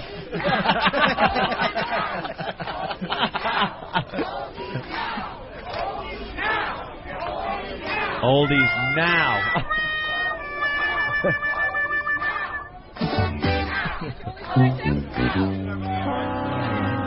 Wow, that's a hell of a rally. Oldies now. Hit that road, Jack. Don't you come back. Oldies now. I'm a radio listener, and I want my Beach Boys, my Beatles, my Monkees, by Earl Lewis and the Channels. I want all my music. He said there are only 2. The Happenings, the Buckinghams, you name it, I want it. Because System of a Down, all that good stuff. Yeah, all that good stuff. I just want it. Mushroom Head, all that old stuff like that, right? Yeah. That's good stuff. Yeah, that's great stuff. Days of the New. Yeah, you got it. Days of the New, Jesus. Everyone here, all my friends, I mean, I'm 26 years old. I grew up listening to this music. It doesn't offend anyone. I mean, it's real clean music. It's about happiness and everything. It's about happiness. It's real clean music. It doesn't offend anybody. I like oldies, but I hate DJs who talk in the beginning. I'm sorry, I like the computer better. Play the music and just shut up. They talk for 15 seconds. But I don't mind They're that. not bothering anyone. They talk over the music. That's what bothers me. Jack is a computer man. Oh, that guy. That one guy was like that. Yeah, he was. Computer. It's 2005. Everything should be computerized. It's a lot nicer, a lot cleaner. No filthy people in charge of anything. But the computer is playing people. It's not like it's just playing computer noises. Right. Beedly boop. It's playing people singing. Well, can you tell me what your sign says? My sign says, Jack is whack, give us our oldies back. WCBS FM 101.1, New York's oldies station. Oh. Got all the names of the DJs. Harry Harrison, Cousin Brucey, Bobby J, Don K. Reed, Bob Shannon, Mickey the Monkeys Dolans, Mr. Bill Brown in the afternoon, Mike Fitzgerald, Randy Davis, and of course, hello, Love Ron Lundy on a Monday morning. How you doing, folks? I think they ought to give us our station back because this is ridiculous. I want to hear the great song that I always love hearing. Where else could you get the Beatles, the Monkees, the Beach Boys, but not to mention some of the lesser-known groups like fucking the Napster, Buckinghams, stupid. the Happenings, Herman's Hermits, the Dave Clark Five. Oh, everybody loves the Dave Clark Five. Everybody. Is Ron Lundy your favorite? Oh, he's my favorite. Can you do some more of an impression of him? Sure. How you doing, folks? Welcome on a New York Monday morning. Hello, love. This is Ron Lundy at C Beetle SFM 101.1. What you want? I got it for you. He used to say C Beetle. What? That was his Beatles thing? S. C Beatles F. C Beatles C Beatles S. What? FM. That's awful. That guy. SM. That guy should be shown to a glass sliding door with a pillow and a gun and a tape recorder. Oh, it hurts. It hurts. It hurts. I'm dying. See, Beatles S. It's more than just about the music, it's about the memories, because the DJs not only brought you the music, but they interconnected with the fans, and they gave you the stories behind the songs, what was involved. You can't buy those kind of memories. You know, the corporate dollar can only buy you so much. Right. You cannot buy, and say, well, the demographics. I'm not a demographic. I'm a person. he's a person. He's a person. Even the people that they're trying to target to, those are young people. They're not demographics. Yes, They're they not are, numbers. asshole. Now, Yes, I they guess are some people numbers. might argue that since you probably own all this music already, you can just, play it at home. What would you say to that? It's not the same because you don't get the DJs playing it back for you, and you don't get the great memories, When you listen to it, and you listen to a DJ say, hey, remember that hit song from 67? It takes you back. What memory would come back when they play something, say, from 67, like you said? What's your favorite memory? Oh, that's easy. I was very sick when I was a kid. I had polio. And that was when my leg braces came off. I started walking, hopping around. And in fact, I got an interesting story for you. It's real simple. I was very sick. My grandmother said I couldn't speak, I couldn't talk for some reason. So they brought in a TV with a color to try to point out shapes and stuff for me. And at one point, she heard a song coming over from the TV, and it was, Here We Come, in Spanish, walking down the street. The theme song from the Monkees. And she hears a familiar voice. She said, who's singing that? And it was me. I'm starting to sing a song that I knew nothing about before. So every time she hears that, said, hey, that's the song that got you started talking and everything. I never knew that. I said, those are great memories for me. It has to mean something to me. Cool. That's a good story. Thanks for your time, man. That's a good story. Thanks for your time, you nut. Oh, you guys wimped out. Oh. I would have said, what is wrong What's your major with you? malfunction, numbnuts? Exactly. Matt in Philly, what's up? Ben's hog is so big, it's the new Sirius portable unit. Punch now. That's pretty big. Let's go to Maine. Jared. Ben's hog is so big, every time he has sex, it turns into a crime scene. Right? John in Maryland. Hey, guys. Ben's hog is so big, it orders one of everything at McDonald's. Randy in New York. Yo, what's up, guys? Hey. Ben's hog is so big, you have to pay a $7 toll to cross it. Cole in Philly. Cole. Hey, what's up? It's Missouri. Anyway, hey, I got two. Ben's hog is so big, it's got its own gift shop. And Ben's hog is so big, when it performs live at SeaWorld, the first 3 rows will get wet. That's pretty good. Do you remember where you were when you heard the station switch? Yes, I had gotten in my car at my train station. Oh, what a great loaded question, man. Yes, I do remember where I was. Yeah, this is just like the space shuttle exploding. The reports are now coming in, and CBS FM has switched to the jack format. Do you remember where you were when you heard the station switch? Yes, I had gotten in my car at my train station, and I heard them playing Rock Lobster by the B-52s. I says, hey, wow, they're expanding their format a little.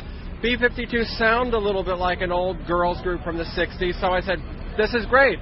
And then the next song was something, might have been U2. I says, wait, something's up. I like U2, but this station shouldn't be playing them. So he likes them. the music so far. And then they went into the whole Jack thing and played some more hard rock.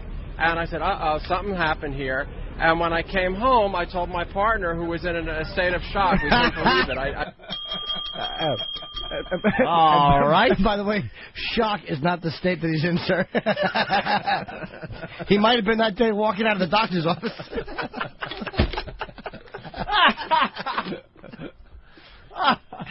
Hey, my partner was so upset he just clutched his robe up by his neck, and I said they switched to Jack, and he said that's what got me in trouble in the first place.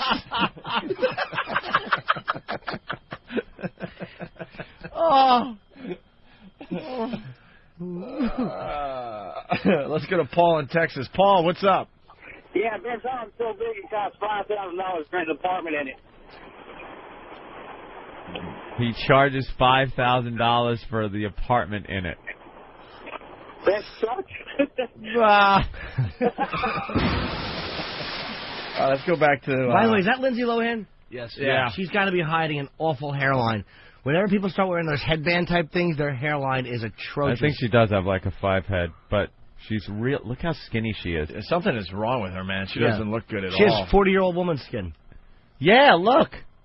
Because she's all... She had some bulk to her. She wasn't fat. She looked good. Newspaper. Now she's all like... tabloid magazine. Too skinny. How do you feel about the stories about weight? You look great to me. Can I say that? You look great. Oh, but I do remember when you used to come here and you were slightly heavier. People want to just make sure you're... I just hit puberty. We've gotten to the puberty question here.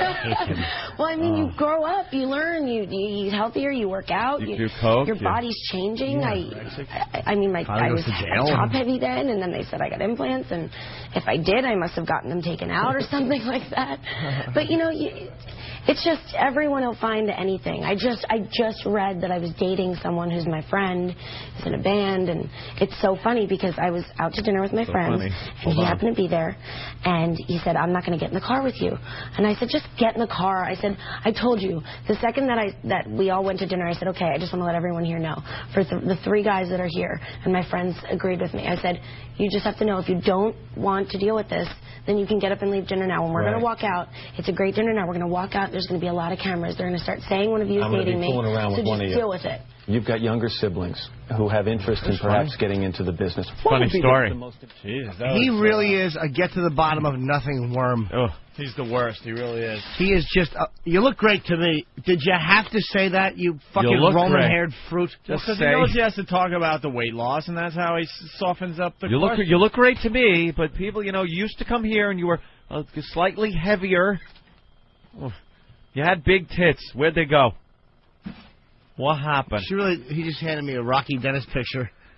Oh, I know. Yeah, isn't that great? Oh, it's hilarious. All right, let's go back to the... And the red hair is actually worse than the face. Let's go back to the gentleman. Something happened here, and when I came home, I told my partner, who was in a state of shock. We couldn't believe it. I thought I was hearing things, to hear that an institution of 33 years has gone from the airwaves. And so both you and your partner are big fans of the Oldies? Oldies, yes, exactly, yeah. And why do you think Infinity was extremely rude? Extremely rude because, number one, I know they have to make business decisions, but at least give the DJs and the listeners a chance to say goodbye. Even a weekend saying, hey, we're changing formats, we're leaving, but it's like pulling the plug. It's like stabbing someone. It's not like you do it in a graceful, mannerly way. And Infinity should know better. They're in business and they should know to treat people with respect. Thanks a lot for your time. Thank you. It's like stabbing someone. What? Gay, totally gay. Liberace gay. Why didn't they give him a weekend to say goodbye? Why don't they do that? That's not the radio way. Yeah, why would you do that? Then that's just... It doesn't make any sense. It's actually... it's counterproductive. You want to move forward. You don't want to look and say, this was so good that we're going to do almost a tribute to it by letting these people say goodbye. You always try to make it look like this is a waste of time, what we were doing. We're moving on to something better and new, and no one cares that we're getting rid of it. Yeah, in the end, it's just a business. Yeah. A restaurant goes under in your neighborhood. They don't have a weekend of saying goodbye. They just close it up. Let's do a weekend of sushi before we switch to Italian. Yeah, they don't give a fuck. It's all business when it comes down to it. It's all computers, man. They make it sound like it's all one big happy family, but it's not. You ever see 2001: A Space Odyssey, man? Hal? It's all computers, and it's going to come down to that man. Let's say hi to Steve. Goddamn hippies. Steve, what's going on? Ben's hog is so big, his condom size is blimp. That's kind of funny because was it yesterday? A package came into the studio at the end of the show. Oh, yeah, big heavy box. It was a big heavy box, and what did you say, Jimmy? I looked at it and I said, that's one of Ben's condoms in it. It's like a 20-pound box. Wayne in Tennessee. Wayne. Yeah, Ben's hog is so big that even when he's in New York City, they found a Boy Scout behind it in Utah. On your screen, too, by the way, that's the guy that was like, yeah, man. He's like, terrestrial radio, man. But it's not even that great of a shot because his hair was just the funniest thing. They all look like psychopaths. Oh. Yeah, let's go back to the tape. Ben's hog is so big that when it sank, 1,100 men went into the water, 316 men came out, sharks took the rest.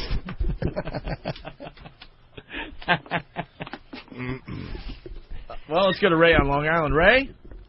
Ben's hog is so big when that Ron Lundy talks into it for echo. Hello, Rob. He almost self-destructed there, my friend. He saved himself. The numbers came out Monday evening. Mickey Dolenz in the morning went up. The entire station went up, but in that target area of 25 to 34, the numbers went up. So CBS FM made a jump. They were making money anyhow. They billed last year at $34 million. That's a lot of money. Yeah. Who knows what Jack will do, if anything? And I'm not happy with this. It's like iPod on radio. I'm sorry, but it doesn't work for me. It's not what I want to hear. I want to be able to hear what's going on in the world. I want to know how the stock market did. I want to know how the Mets did last night. I want to know what my weather's like. I want to know what my commute's like. I'm not going to get that with Jack FM. Read the paper. Read the goddamn paper. On CBS. All-time favorite DJ was Dan Ingram. Ingram. He, Ron Lundy, Harry Harrison, Jim Kerr, who was on Q104. They were the reasons why I went to school to get my degree in broadcasting from Arizona State University. They were the reasons why I went into radio to begin with. And what do you do now for radio? Now I'm out of radio. I'm now a courier in Manhattan. Can you do an impression of your favorite DJ real quick? Or anybody? Anybody. Any of your DJs? Harry Harrison, CBS FM. Every day should be unwrapped like a precious new gift. All right, thanks a lot. Thanks for your time. Thank you so much. It's Mitch Beck. You could have gotten Mike's job, Mike and the Mad Dog, or Mad Dog's job. Yeah. Mike and the Mad Dog.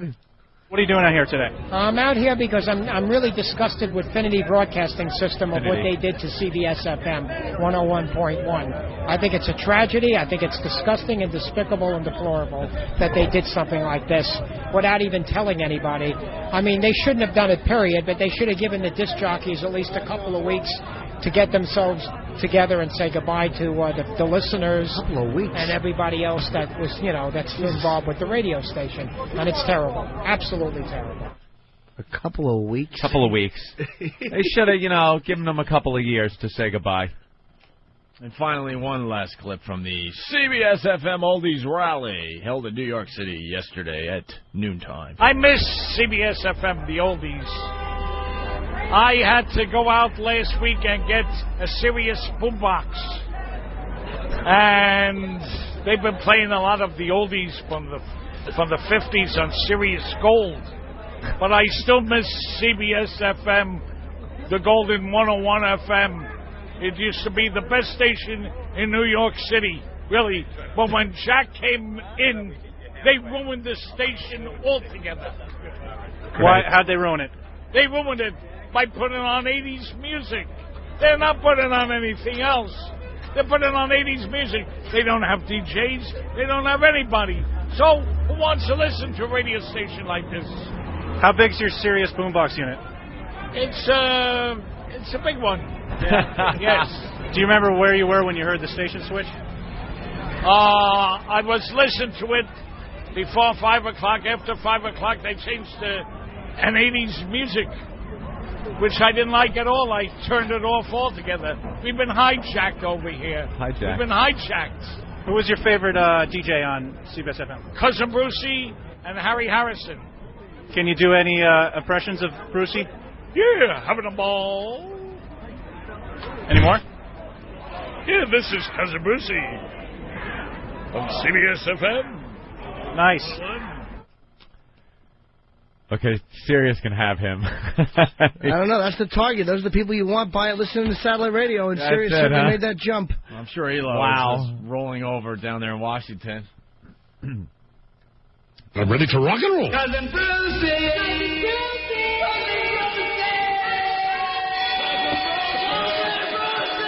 And as we said in the 60s, yee. Testing. Everybody who loves the 60s, say baby. Like we said in the 60s,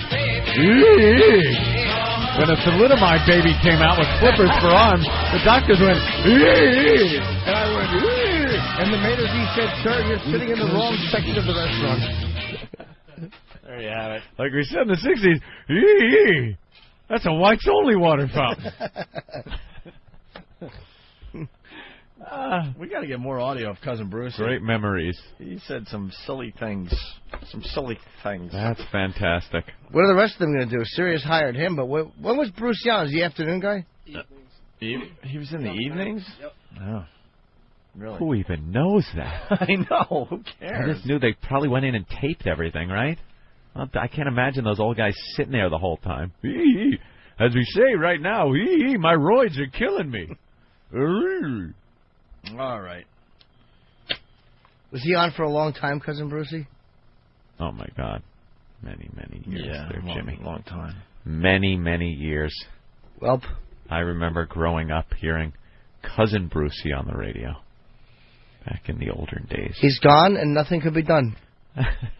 Let's say hi to Ben in Brooklyn. Ben, They fucking changed formats. Ben! Yeah, Ben's hog is so big when he crosses the street, 2 gates come down and bells start ringing. Mike in Minnesota. Go ahead, Mike. Ben's hog is so big it once fell off the car seat and crushed his foot. Mike in PA. L&A. Hey. How you guys doing this morning? All right. Hey, Ben's hog is so big that if he lays on his back at ground zero, they don't need to build the Freedom Tower. Ooh, that's very big. nice. Let's go to Tail Rider from Whackbag. What's up, boys? Hey. Ben's hog is so big it got paid $500 million for its own Sirius show. And Dave. What's up, guys? What's up, Dave? Ben's hog is so big he had terrorists scoping it out. It's Whipple-Mouth Wednesday. It's Whipple-Mouth Wednesday. It's Whipple-Mouth Wednesday. How about that woman that took his shirt off? It's Whipple-Mouth Wednesday. It's Whipple-Mouth Wednesday. It's Whipple-Mouth Wednesday. Show us your butt there. It's Whipple-Mouth Wednesday. It's Whipple-Mouth Wednesday. It's Whipple-Mouth Wednesday. Oh, this is fantastic. This is definitely beautiful. It's Whipple-Mouth Wednesday. It's Whipple-Mouth Wednesday. It's Whipple-Mouth Wednesday. Cancel your appointment. It's Whipple-Mouth Wednesday. It's Whipple-Mouth Wednesday. It's Whipple-Mouth Wednesday. Stay out the bushes. It's Whipple-Mouth Wednesday. It's Whipple-Mouth Wednesday. It's Whipple-Mouth Wednesday. Opie and Anthony, XM 202.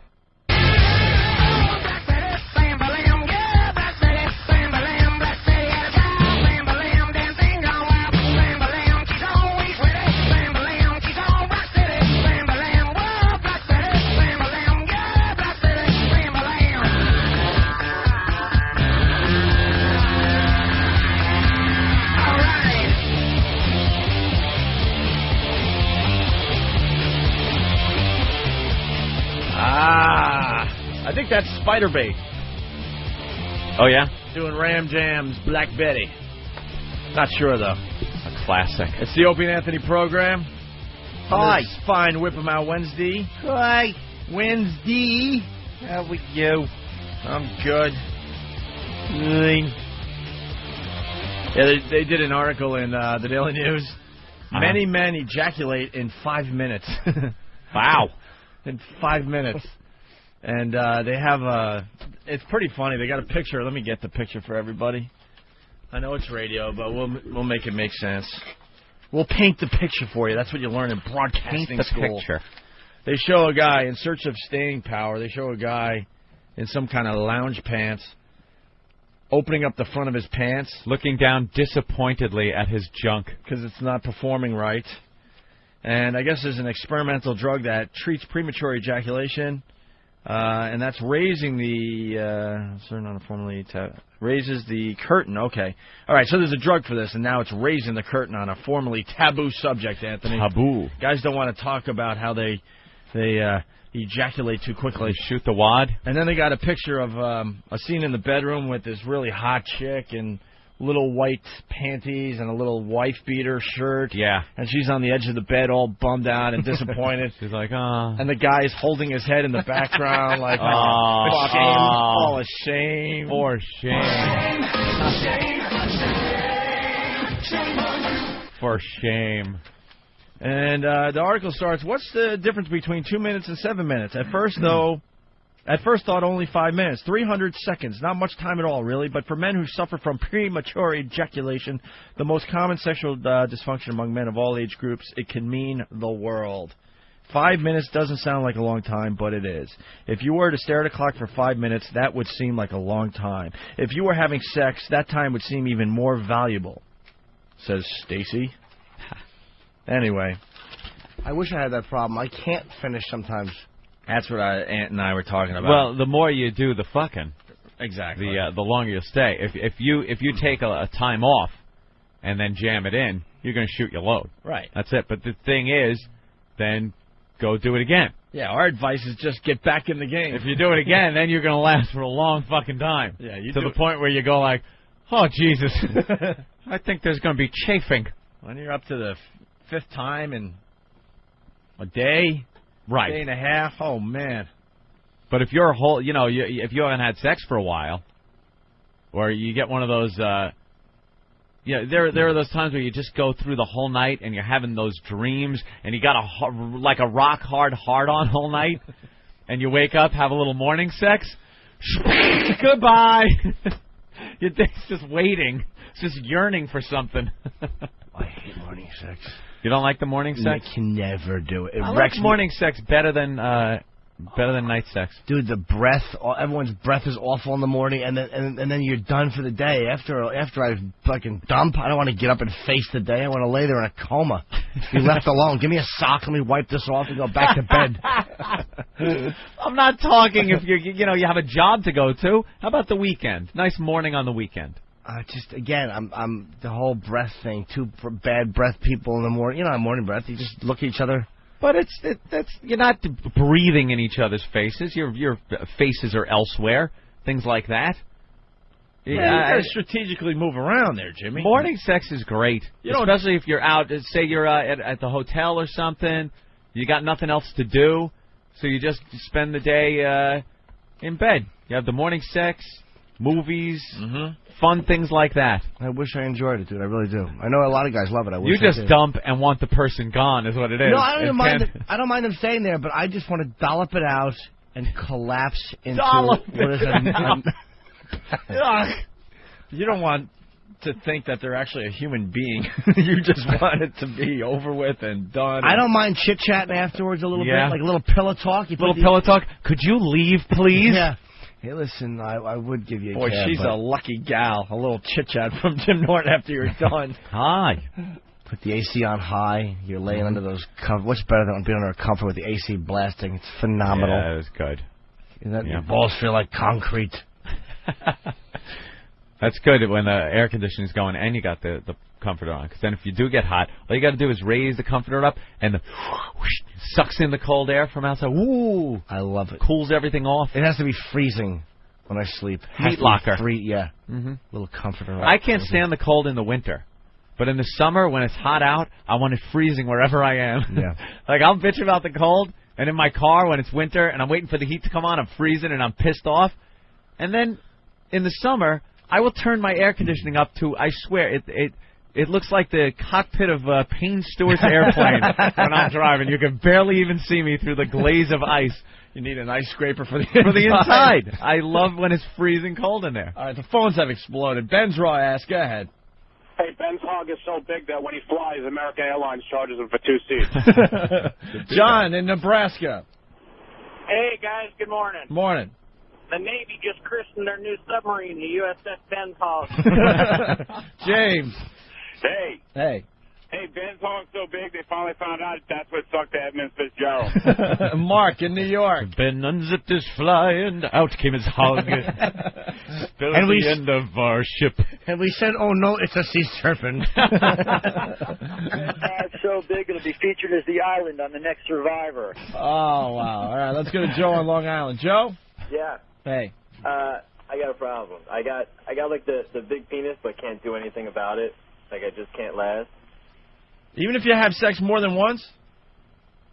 Like in the day? Yeah. Oh no, then I'm all right. But that's what I mean. That's why I don't think this is a or real even problem. a couple of days. You could if you have sex, Monday, Tuesday, Wednesday, Monday, Tuesday, Wednesday. You're going to do much better than if you took off, Monday, Tuesday, Wednesday, Thursday. You have sex on Friday.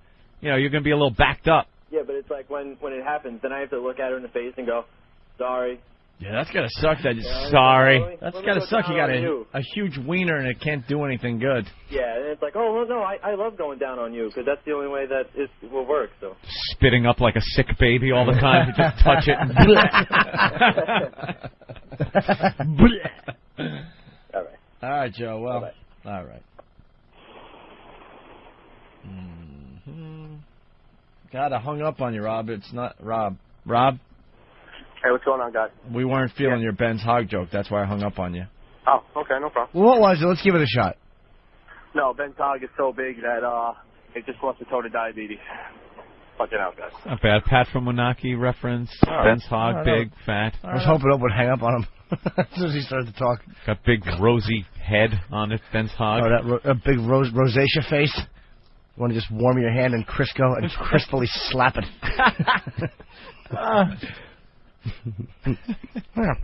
So for the guys with the premature ejaculation, just get back into the game there. Jump in. All right, what happened with the Boy Scout? We found the Boy Scout. The Boy Scout was missing found. Scout. Everyone thought they were going to find him dead. Yeah. What's the story, just in case, Anthony? Well, he was at a little Boy Scout outing. Actually, at 11 years old, he was just a Cub Scout, but he was invited along as a guest of one of his friends who was a Boy Scout. And he was by the rock climbing wall in some rock climbing gear, and somebody saw him there. That was the last they saw him, trying to get out of his gear, which he was having a little problem with. And somebody took their eyes off him for a little while, and then he was gone. And they had this big, long search for him, couldn't find him. How many days went by? 4 days. And they said he was a shy boy, like he wouldn't have asked for help, but he probably couldn't get out of his gear, and he saw them leaving, and he was too embarrassed, being a younger boy, to admit that he couldn't get out of it. A little shy kid. Yeah. And he got lost, walked around. Apparently they found him a few miles away from the campsite. He said he had seen people on horseback before they had rescued him a couple of days earlier, and he was afraid to go up to them. Kids are so fucking stupid. Afraid to go up to him. Sounds like me walking to work every morning. Could be somebody wanting to help me out, and I will run away screaming in fear of them. Maybe the horse people were afraid. Little Boy Scout comes up. Which way is the campsite? Yeah, so they found him against all odds, because when things like this happen these days, usually dead. I assumed maybe an animal came, dragged him off or something. Or he fell. A little predator out there. Gonna find his little head with a little baseball cap on it.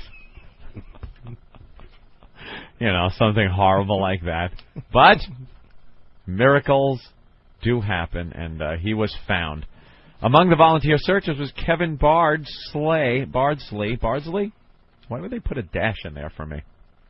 Whose 12-year-old son Garrett vanished last August while camping nearby. He was never found despite a week-long search. That sounds like an animal, right?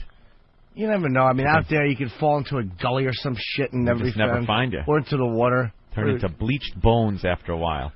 Yeah, it's awful. So that was, a friend of one of the rescuers. What a dumb kid. 4 days, you see someone on a horseback after 2 days, and you're fucking Samuel the shy sea lion. You won't wave at him, you little douchebag. Get up, wave, yell something. He was dehydrated and very hungry. They gave him some granola bars and some water. And Jimmy farts. And the boy asked to play a video game on the cell phone of one of the volunteers. That's what he wanted to do. He's just a kid at heart. Aww. And the father grabbed his shoulders and started shouting, "Bad boy," and hitting him. Yeah, you want to smack that kid. Well, we got some audio of the mother. The very relieved mother, Anthony. Yeah. Let's go to that tape right now. People say that the heavens are closed and God no longer answers prayers. We are here to unequivocally tell you that the heavens are not closed, prayers are answered, and children come home. Right. Yeah. Let's tell that to little pink Kango hat girl from Florida. Yeah, or Garrett's dad who's went missing and never came back. What I understand she's ecstatic. This happened and she got her son back. I'm very happy for her, yes. Very happy ending to the story. But you got to think about other things besides your own joy in that situation. To say something like that is like saying, God cared more for my child than your dead one. You know? You don't think the parents of the Aruba girl were praying? Yeah. Yeah, no, they don't care. Please, God, please, and God, went, please. Nah. I think 3 or 4 guys ought to bang her and kill her. Yeah, That's what I think she deserves. Sure. Do you think the father, and I wonder this, the Garrett, who I'm missing, his dad kind of helped in the search. Now, when you're in that position, because misery loves company, it's a human instinct. Like, if I'm not getting something, I don't want you to get it. That's a shitty quality. But are you really rooting for the kid to be found? Like, not that you want. Or do you want misery and company? Or just like, do you not want to see that joy on another father's face because you'll never? I don't know. That might sound like a creepy question, but is there that little piece of you? Maybe there's some in a dark corner that kind of not wants the kid to not come back, but doesn't want to see that kind of reunion that you're not going to have. Yeah. Ooh. Is there anything worse? If you scratch your car, a terrible example, but you want somebody else to scratch there, just you feel better. Like, all right, you too. Mm-hmm. I'm not alone. You scratch your car hitting a child, killing them. That was an awful example. What a trite example I gave. Missing children. Ooh, you know, when you get a hangnail. If you drop your omelet. I really am a fool. I just, thanking God. See it in sporting events all the time. God wanted one team to win over another, or this guy to have 3 homers because of God. If there was a God, do you think he'd let the Pistons win? And force, a 7th game? Well, we're going to do a 7th game in the NBA Finals. Oh, boy. You think God is rooting for the Pistons? God is not rooting for the Pistons because God knows that Detroit wins. That is going to be a problem in Detroit. Could be some burning buildings and overturned cars. Perhaps a body count. So I got to call Vegas. If God is paying attention, he's going to make sure the Spurs win? Yeah. Yeah, definitely. That's right. So there you have it. God, it's a little selfish of her to blurt that out. God heard her. There were so many children that didn't come home. Heard her prayer. Yeah. Heaven is closed. Well, I guess that's what you think of when your kid's gone 4 days and he comes back. You're not thinking of, the technicalities. Yeah, and other people's emotions. You're just kind of happy. I mean, you could say you're happy without saying that, children do come home. There are people sitting there going, well, I prayed my ass off and, what did we find? Stupid, dumb kid. Do you realize if he would have died out there, nobody would have known this idiot saw guys on horses and just didn't walk up to him? Mm-hmm. Oh, there would have been the story. They found the body near where horsemen were looking, mere yards away from where area that had been searched. Stupid ass just sat in the brush and looked until his little eyes fluttered shut. That's because we, put the fear in children's... It's got to be, all right? Heads these days. Tom, what's up? Hey, guys. Hey. Elo told me that Ben Todd is so big that when he has sex with women, they enjoy it. All right, that bit's over, I think. Yeah, I think the listeners killed that one. Jay in Jersey? Ben Todd is so big that he can ride on Space Mountain unaccompanied by an adult. All right, Dan in Houston? Hey. What's going on, guys? Ben Todd is so big, and we'll take a picture of little Jimmy. That's funny. Okay. That's very funny. Hog? No, thank you. No, thank you. How many runs you give up, shithead? Oh, yeah. Travis.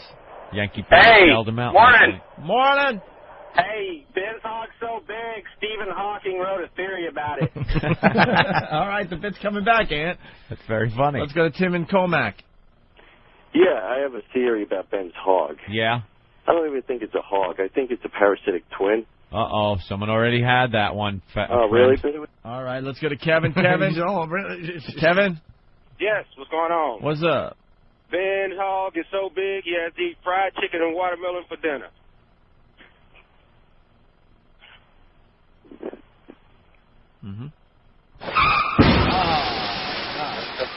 There he goes.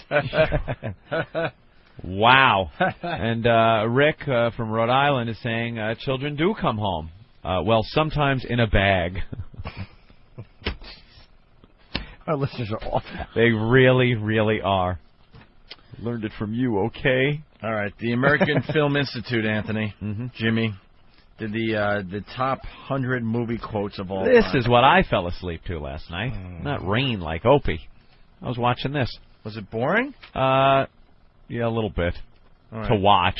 I mean, it was kind of cool because you see some of your favorite parts of some of your favorite movies within 5 seconds, and then they're off to another one because it's just a clip. It's a quote.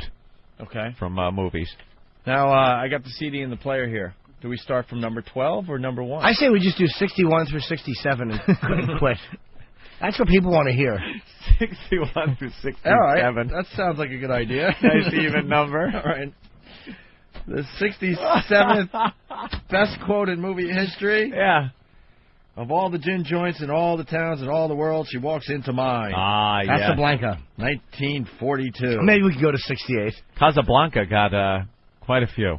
Maybe we can go to 68. Yeah, well, 68 is good. Here's Johnny. Ah, yes. What movie is that from? I don't remember that. Well, a boy who wandered around a hedge maze for 4 days and finally came home.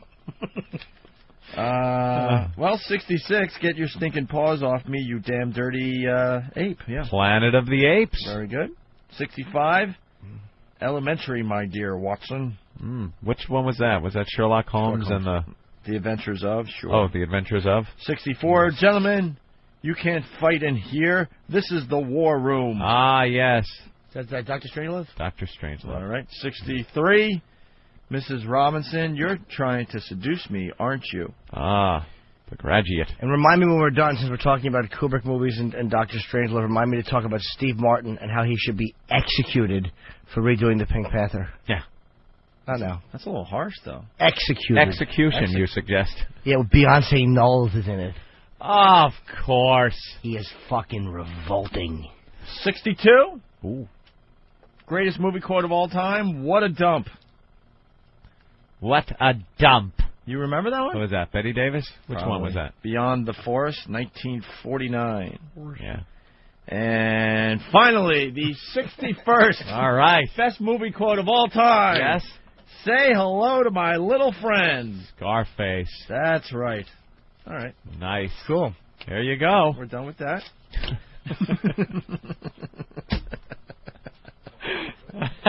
The 61st through 67th, indeed. Look, that's what people want.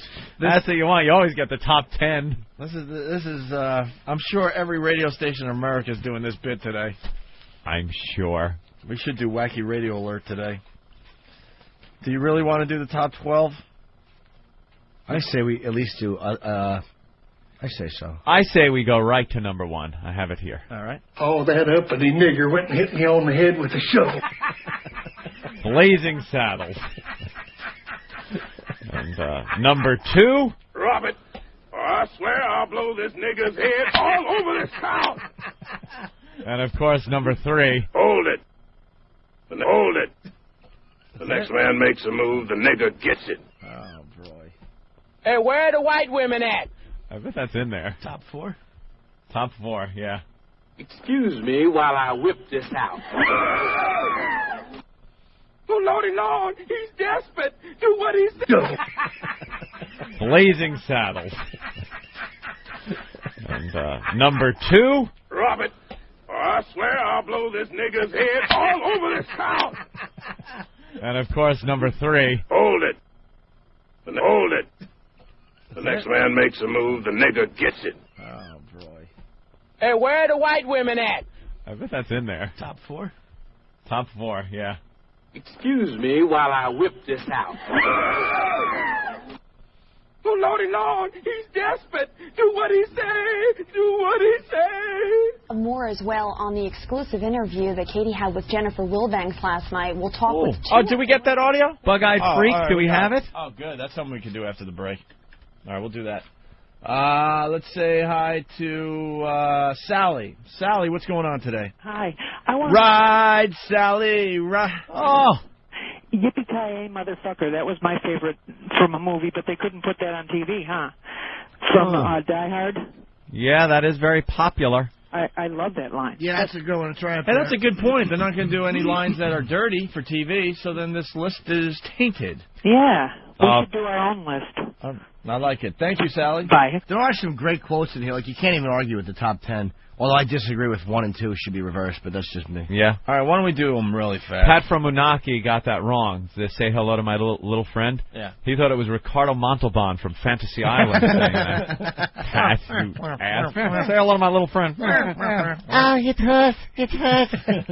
How about say hello to my missing friend when you're talking to your toe? Here we go. This little piggy went wee wee wee all the way to the dumpster.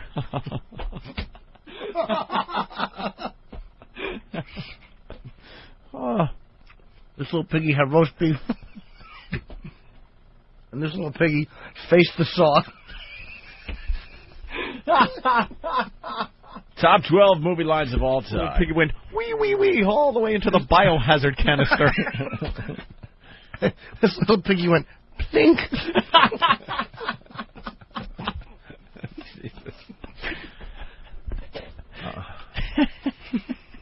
By the way, they're finally unpacking the Liberator boxes. I see. Jesus. Those boxes are huge. Look at how big the Liberator is. We love to find people from the Liberating... the Liberator company, but did they have to send us like 20 of them?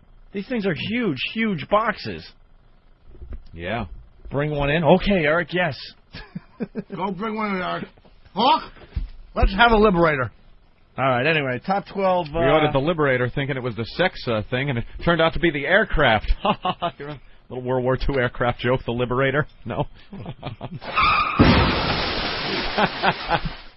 That's pretty cool. Why does it have, like... Wow, it's got, like, clips on it. Why did it have clips? I guess that's so you could snap them together in various configurations. No, that thing is huge. Look, it's got a little leopard skin pillow to put in the dip in the middle if you want to level it out. Well, we like the Liberator. We talked to the people from the Liberator company. It's that thing they advertise in the back of magazines. It's those sex pillows. Steve, you got girls coming in and do this? Oh, we certainly do. Yeah. A couple of very good-looking girls, one of which is on a printout right in front of Jimmy. Basically, it's... And they're going to come in and what? It's not Danny Ash, is it? Annoy us? Danny Ash's company. They have been instructed that they are not being interviewed. They are not to speak. They are coming in specifically to perform. Is she coming in, Danny Ash? Not Danny Ash, but those two girls are from Danny's company. I love Danny Ash. They are being flown in from the West Coast specifically for this. Holy shit, they give you postcards of all the positions you could use, and they're really explicit. Yeah, let me see. So it's the Liberator. Look at the toe curler. Wow. Holy moly. The girl's toes are up at the guy's neck, on the side of the guy's neck. And he's just going Pass him around. All right. Well, there we go. There's the toe curler. All right. Ooh. Yeah. Save these. We could try all these positions. With and we have another box of toys coming from one of those lovely sex toy stores. Here's Surf's Up, Anthony. Surf's Up this one. Oh, look at that.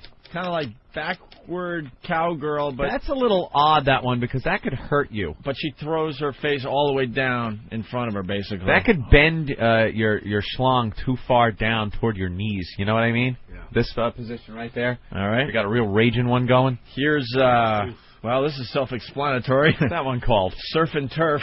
Surf and Turf. Oh, well. Better known as the old 69. 69, but it looks a lot more comfortable. Right. The guy's head is elevated a little bit, as are the girl's knees. And, yeah. Here's, lovely. This girl is fine, by the way. This one's called Ride the Swell. Oh, there's a girl in the picture? Wow. Well, look at her go. All right, and then we got the seesaw. The guy doesn't look too thrilled. Yeah, the seesaw. Something tells me he might just be a male model they picked up from you an think? agency. Yeah. That perhaps has had better, more pleasant jobs than this one. Well, these jobs are just blue ball sessions, really, because they don't really do anything to get off. No. All right, they go on and on. I may want a Liberator for my living room until my couch gets there. I have no couches. It's going to be like 2 months. I have nothing to watch my TV on. 2 months at Jimmy's house, you'll be able to do stem cell research off of the thing. Mess of DNA. Cupid's Arrow. Oh, Cupid's Arrow. That's pleasant. Titanic. Tidal Wave. Going through these fast. Titanic? The Cliffhanger. What do you call it that? All these positions that you could do on the Liberator that has made its way into the studio. Rock the Boat. Sweet Tooth. Sweet Tooth. I can only imagine what... well, there you go. Yeah, the guy's getting a little snack. Why there. is he... Oh, I see. There's also clips on there so you can kind of clip the wrist and ankle restraints if you're into such a thing. All right, here's the clam digger. Stop it. That's really called the clam digger? The prowler. Guy's all tied up like, oh, no. Oh, what are you going to do to me? Oh, no. The prowler's in the house. Snap down, saddle up. The bum bandit. The bum bandit. This is pretty comfortable, though, man. And back that S, E-S-S-E up. Back that S up. There you go. So, the Liberator has entered the studio. It's lovely. Ooh, there's 2 Liberators. Yep. Different types, I gather. No, All right. same, just different color. No, the one doesn't have, the leopard one doesn't have the clips on it. No. Leopard one. We're a bunch of guys. Don't correct me again. There's a bunch of guys in here talking about the Liberator. Get some hot girls in here for this. I know. When are they coming? Friday around 8:30. Friday, 8:30, and everyone has been briefed. There cannot possibly be a situation that will arise where these girls will be like, you know what? This is what's going to happen. Because it's a guy-girl thing. One of the girls is going to use a strap-on the other girl, and we're going to look at these stupid postcards, and we're going to try out all these positions. That's what we do. That is wonderful. Thank you, What an idea. All right. A girl puts on a strap-on. They get, here's the catch, completely naked. That's right. Yeah. Before not they in even panties. enter the studio. They know. Not They in know. panties, Nope. going, not topless, completely nude, one with a strap on, and one actually puts the strap on and has sex with the girl. And glides it in. And at least one of them has to have a vag like Mr. Snuffleupagus' mouth. This will end the stripper ban. We have a stripper ban on the show. Well, these aren't right strippers. These are, I mean... You know what I mean. Yeah, I know what you mean. Naked girl Okay, ban. sure. Because they don't get naked. Now, I've had the very detailed, explicit conversations with the people on the West Coast who are sending these girls out. I didn't want to take my shorts off. No, I'll take my top off. I'll take... Shut up. No, there won't be negotiations. They are being sent out specifically for this. They are adult performers. They have done porn videos. I want a sign on the door that is permanent that basically says, ladies, remove your clothes before entering. Eric, you want to make that? Simple as They that. don't like it. Simple as that. We'll put them... Okay. Our office looks like a sliding glass door. We'll put them by there with a pillow. Right. The biggest mistake... Love that he used a pillow. I know. The biggest mistake we have made over the last year is that we allow the girls to come in fully clothed. And then it's a whole, uncomfortable thing. Well, you're going to... Could you please take your clothes off? Oh, well, they look around. I don't know. It's they kind of look at each other. early. Oh, well. It's early. Boy, you're just going to ask like that? And say, yes. Yes, you're not here to discuss politics. We've had the conversations, and they know exactly what they're coming here This for. Crystal is sexy, too. Yeah, God, isn't look she at her cute? from the back. Holy Oh, mackerel. those the ones that are coming in? That's one of them, yeah. Look at the bottom, this picture back there, the vag. She's lovely. All right, Well, that's about all you're seeing in that shot. I know. Very nice. Nice, right? Ooh. Wouldn't mind taking her out for some tea. All right. Thank you, Steve. You're welcome. Good luck with the girls. Yeah. I know it's going to be another disaster. I don't know. I look forward to the Liberator. All right, everyone wants to hear the quotes. Top 12 movie quotes of all time, according to AFI or whatever it's called. Yes. American Film Institute or something like that. Here's number 12. Hey, fun, son. Nothing else in the world smells like that.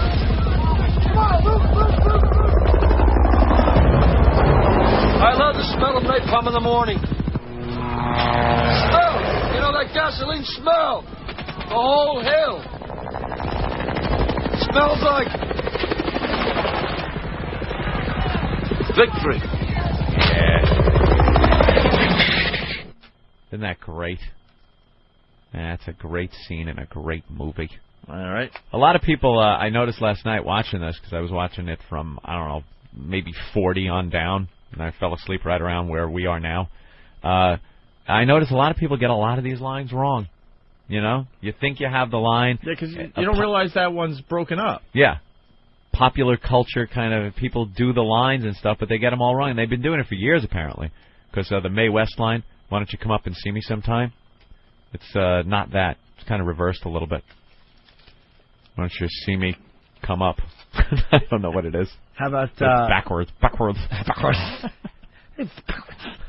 How about the one about it's going to be a mulatto mongrel class of people? I thought it was a mongrel race. I did too. Sure. But it didn't matter. It doesn't hurt it. No. The idea is the beauty of what he's saying.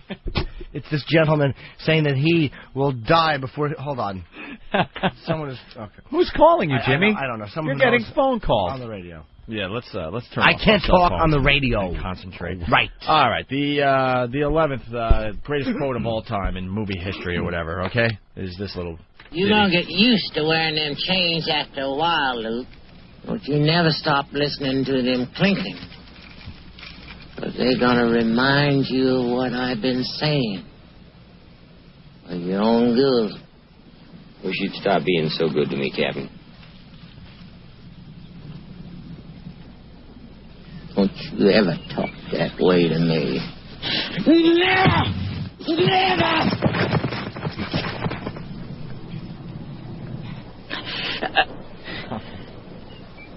What we've got here is failure to communicate.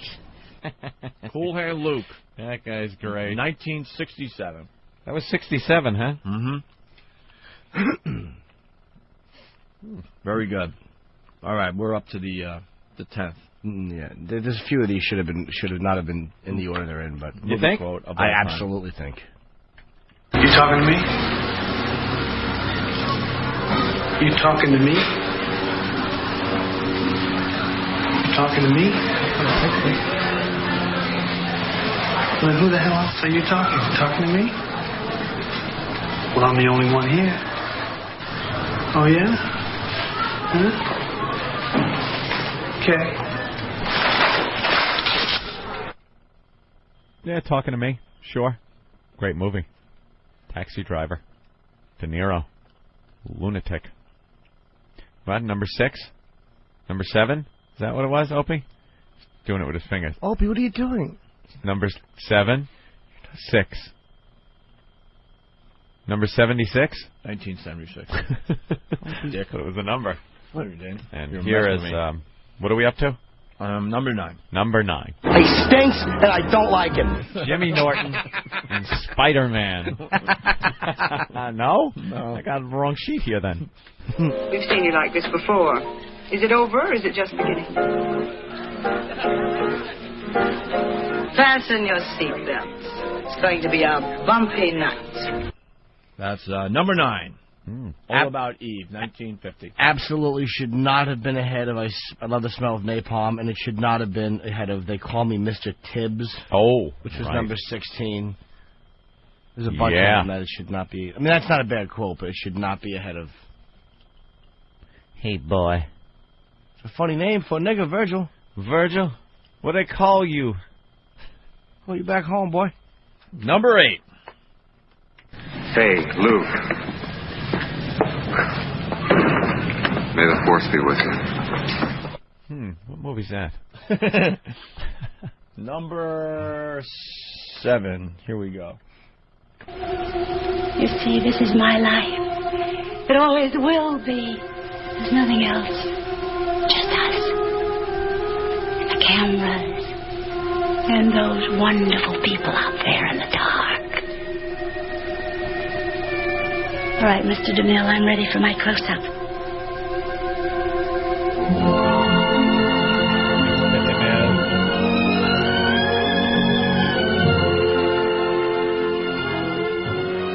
What movie's that? Sunset Boulevard, 1950. Ah. People trying to guess the number 1 quote, Anthony. Let's go to Les in Alabama. Les? Hello? Hello? What's up? Go ahead, bro. Yeah, the number 1 thing ought to be, I broke my knee, man. I broke my knee, man. Somebody please hold me. What a great accent. I broke my knee, man. God, I love this accent. Yeah. Do it again. I broke my knee, man. I broke my knee, man. Somebody please hold me. It's hold my hand, man. Whatever. Hold my hand. Yeah, do it. Hold my hand, Hold man. my hand, man. Yeah. Hold my hand, man. I'm out of there. Say that. Say the hold my hand, man. Hold my hand, man. Hold my hand, man. I love this guy. All right, Les. All right, bye. Alabama. The Scout and his dad are doing the talk show circuit. Oh, the look at news this Scout. circuit. Won't even look up. He just looks down. He looks very embarrassed by the whole thing. Meantime, Just in time. Texas search team is getting ready to launch its own search for Natalie Holloway in Aruba, a search that looks a little more ominous at this point. How's her family holding up? Up next, a live interview with Natalie's aunt. They just grab every relative they can. If they found her alive, can you imagine the money she'd get for her story? Oh, yeah, because you know it wasn't just sitting there sipping pina colada. Yeah. All right, let's go back to the sold quotes. into a slavery ring in Bolivia. Something awful's happened. Top movie quotes of all time, number 6. Go ahead. Make my day. Bridges in Madison County? Sudden Impact. That wasn't Bridges? 1983. Can I put my film in your refrigerator? Awful movie. Oh, that was horrible. We talk about that movie from time to time when he was showering. And what's her name's looking through the window from upstairs just wanting and needing. She starts like playing with her tits and she's watching him bathe in the water pump. Rubbing down his baloney tits. Yeah. And she's looking at, what an awful movie on every level. Meryl Streep? Yeah, Meryl Streep is watching him bathe himself. Outdoor shower. Yeah, taking an outdoor shower at the pump. And she's on her porch. And she starts she's in this wispy gown thing. And she takes her hand and shoves it over her tit and starts playing with herself.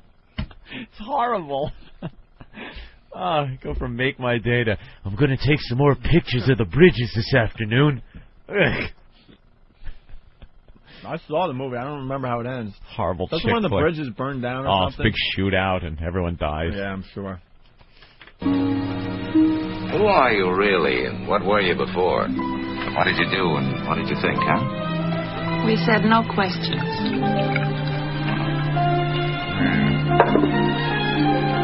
Here's looking at you, kid. Of course. Number 5 from Casablanca, 1942. Yeah. Classic. That made it 7 or 8 times in the list, the whole list, I think. Oh, really? Yeah. Let's go to Paul in Maine. Paul? Hey, how you doing? All right. Got the number 1. Do you mind if I smoke while you eat? From Deep Throat. Yeah, that old bag smoking a cigarette while some guy's eating her huge hairy muff. What an awful movie that was. Didn't we ask for clips from that movie? Yeah, so we could have some fun with that. Horrible, horrible movie. There's some really great quotes in this thing, man. All right, number 4. Toto, I have a feeling we're not in Kansas anymore. Ah, yes. The Wizard of Oz. A classic. 1939. 1939? I know. My God, man. 39, huh? Wow. I remember when that movie came out. We saw it in the movie theater. With Groucho. Me, Groucho, and Charlie Chaplin. I was reading something today. Oh, that about because Tom Cruise and Katie Holmes, their age difference. Mm-hmm. So they had a whole thing of the history of Hollywood and age differences in relationships. And apparently comics, comic actors are the ones that had the biggest distance between ages of husband and wife. Really? Funny. Yeah, there were a lot of them, like Charlie Chaplin. Really? Funny people date girls a lot younger. That's right. That's an interesting concept. Isn't that interesting? But Charlie Chaplin had a very young wife, and I found out he died. Charlie Chaplin died the same year Groucho did, 1977. So it would have been possible to have met Charlie Chaplin, maybe shake his hand and get his autograph and picture. And big cock. Ragged on. He legendarily had a very big mule, Chaplin. And we decided that would have been creepier for you, Anthony, because, at least Groucho, you see him talking. Charlie Chaplin, his movies, for the most part. Silent. Or silent movies. Yeah. That would be creepy if you have a picture of a silent movie star. And then Tony Randall was married to a chick who was 25 years old when he was in his 70s. He was 75, I think, and she was 25 years old. Had 2 kids. When it gets to that level, it's just so selfish, because he died because he had to. He was old. Yeah. And he left 2 kids that don't understand why Dad's dead already. No. The kids are, not even 10 years old, I think. Yeah, they're going to know him from Odd Couple reruns. Right. But if Daddy was a faggot... Groucho would always date really young girls and just degrade them. Like, yell at them. Yeah, he was just such a genius. Dummies. Genius. He would just scold them. Yeah, living the life. Stupid. Living the Hollywood lifestyle, even back then. Let's go to Flower Boy. Flower Boy, go ahead. Cassandra, don't just stare at it, eat it. Great delivery. He crashed himself. He crashed himself. I like that. Oh, all right, from takes American matters Psycho. into his own hands. Sean from Virginia. Hey. Hey. Boondock Saints, great quote. What the fuck? How'd you two fucking fuck? What the fuck? Well, certainly illustrates the diversity of the word. He crashed himself like that. He's listening, and right, he's. Now you hear that. Let's go to Snatch. What's up, Snatch? Hey, morning, boys. Norton. Hey, that number one line isn't that, hey, well, you always got to be a fucking cunt. Huh? Holy crap. The listeners aren't very good at this. Paul I've in noticed. Indiana. Yeah. What's up, Paul? I know what the number one quote is. All right. I don't know, dickhead, 'cause I don't remember what was going on that day, fuckface. He has the whole quote. God damn, that's great. I don't know, dickhead. I don't know what was going on that day, fuckface. That should be the number one quote. Yeah, well, that's the quotes of the show. That's the number one quote of this show. All right, let's go to the number 3, or the third greatest movie quote of all time. You was my brother, Charlie. You should have looked out for me a little bit. You should have taken care of me just a little bit so I wouldn't have to take them dives for the short-end money. Well, I had some bets down for you. You saw some money. You don't understand. I could have had class. I could have been a contender. I could have been somebody. Instead of a bum, which is what I am. Let's face it.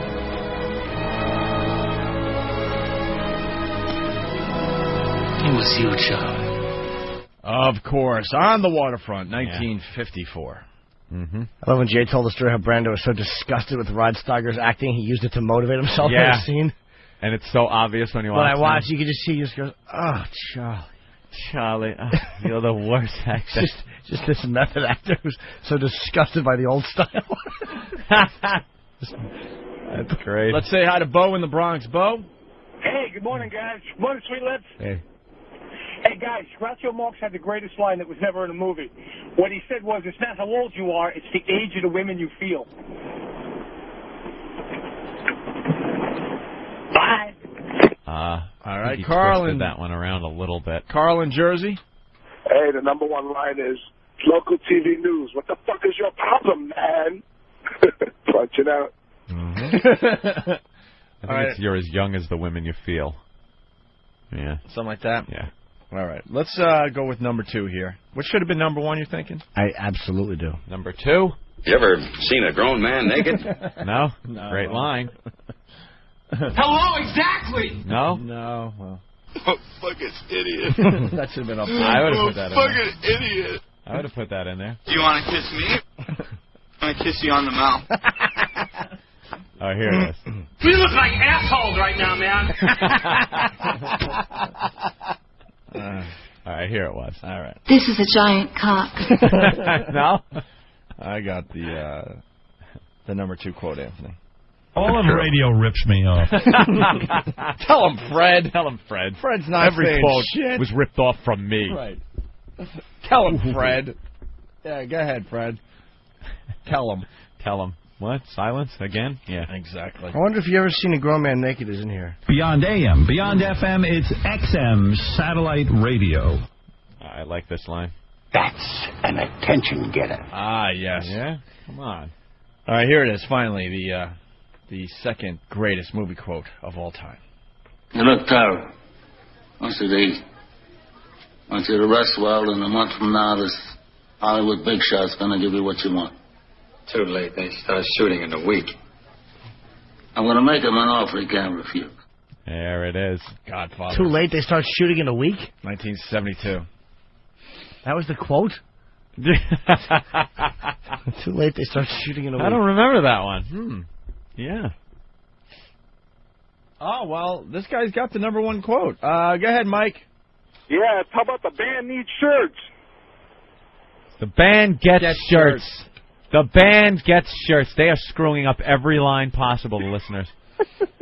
All right, thank you. Thanks. All right, guys, are we ready for the top or the greatest movie quote of all time? Wish we were like a real show and had a drum roll. Yeah, that would be nice. Wouldn't that be nice? According to the American Film Institute. Do we have a drum roll? All right, Derek. Drum roll, please. The number one greatest movie quote of all time, according to the American Film Institute, is...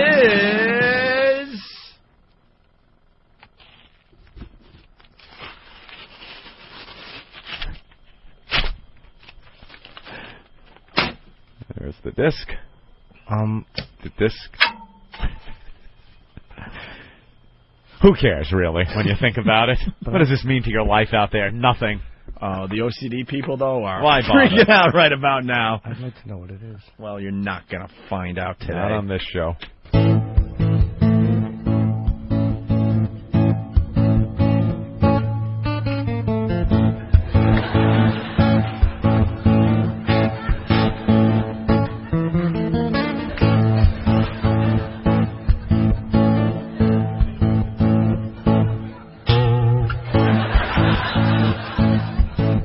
No words, it's just this. I'm a rich and famous doctor. Always thought I'd be an expert in the field of gynecology. Next on my agenda, checking your pudenda. Let me see what I can find. If you get your nerve up, slip inside the stirrup. Single thought will cross my mind. I love putting women's minds at rest. I love pushing myself to be the best. Dr. Stevens in.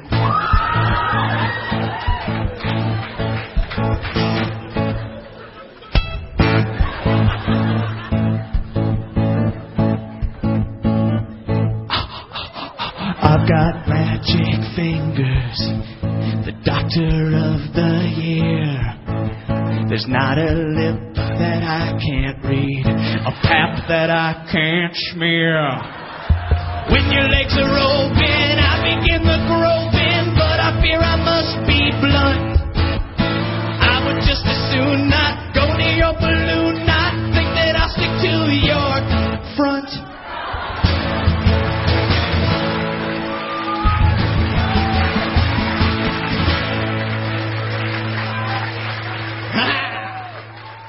Like sands through the hourglass, so is the O&A virus. How can I honestly say anybody rips me off? I mean, when I hear the same exact bits done, that's how I say it. I mean, what about wow? That's totally their idea. Oh, there you go. Okay. There's something new. Well, and then... There's something new. You know what? I used to do that in Washington, D.C. Tell him, Fred. I used to have people tie bandanas around their cars so that women would take their clothes off in the cars. Dude, get with it. All right, well, I mean... Give me an original idea. Well, Come on. I mean, I know. I used to have my listeners tie a bandana around their car. I mean, I've done it all. What about going off on... I totally know that's you. All right, okay, whatever. I got to go. Please, I don't really want to get into a discussion like this. So delusional. That is really funny. See, Someone found the clip. Yeah, that's something we couldn't play on the old show because of the gag order that he placed on us. How do you tie a bandana around your car? That's a great one. That's a big bandana. What's the matter? My car has cancer. People throwing frisbees to their cars, jump and grab it. Just showing your age, man. You can't even tie bandanas to antennas anymore. It's all hippied out. You honk the horn, like beep beep. Dude. Honk, dude. He's so delusional. Oh, man. Just admit it. Wow is such an original idea. I invented everything. I've done it all. He even said, I've done it all.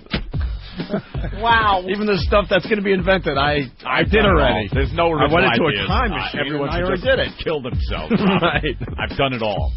I was the first one to do anything. Marconi ripped me off, Robin. Remember the what was that thing called? .. Morse code. It was Howard code earlier. The guy ripped me off. I invented SOS. Robin. What a complete jackass. He's the guy. Wow. He invented wow. And it had nothing to do with Whip 'em Out Wednesday. Wow, it was tying a bandana around your car. Thank you, Howard. And what were we supposed to do if you saw... I don't know. He didn't really explain it very well. Of course he's not going to explain. If someone had a bandana tied around their car somehow, girls would get naked in the car? It wasn't even flat. Yeah, girls would get naked. They're driving, taking their clothes off, crashing into a butt, Mr. Robin. I invented traffic accidents. A bandana around an antenna. That reminds me of something else I've heard. It's called the fucking flag.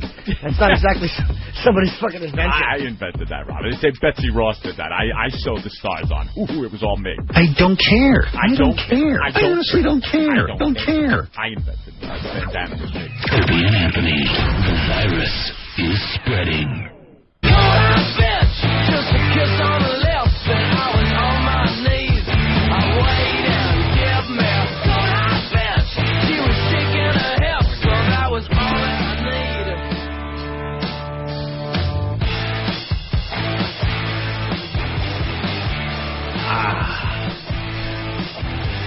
All our breakfasts are now complete.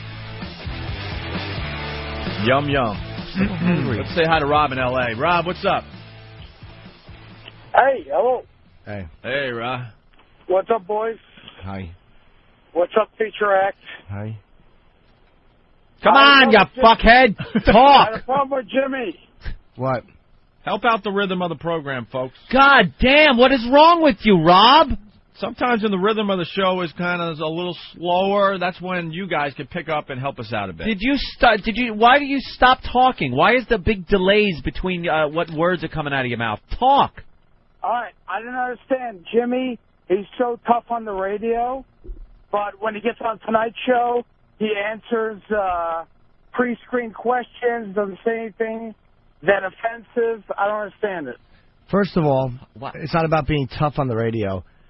And second of all, not pre-screen questions. You submit what you're going to talk about. That's the standard for everyone. It's a part of what happens on television. And I did exactly what I wanted to do. I'm not sure what you mean, bro. I didn't edit. Dude, I'm telling you, honestly, the Ozzy, the Tiger Woods, the Mike Tyson, not one of those things was edited any way differently than I would have done it in a club. So what are you talking about? Yeah, and his act in general was very edgy for TV. Dude, I honestly got away with Jimmy got away with a lot of stuff. Dude, I didn't take. Dare I say he got away with murder? I didn't change one word of the stand-up, the massage bit. That's how I do it on stage. So what exactly is it you're saying? I'd like to know what you're saying. I'm not saying it wasn't hilarious. So what are you saying? I'm just saying, you're part of a shock team. No.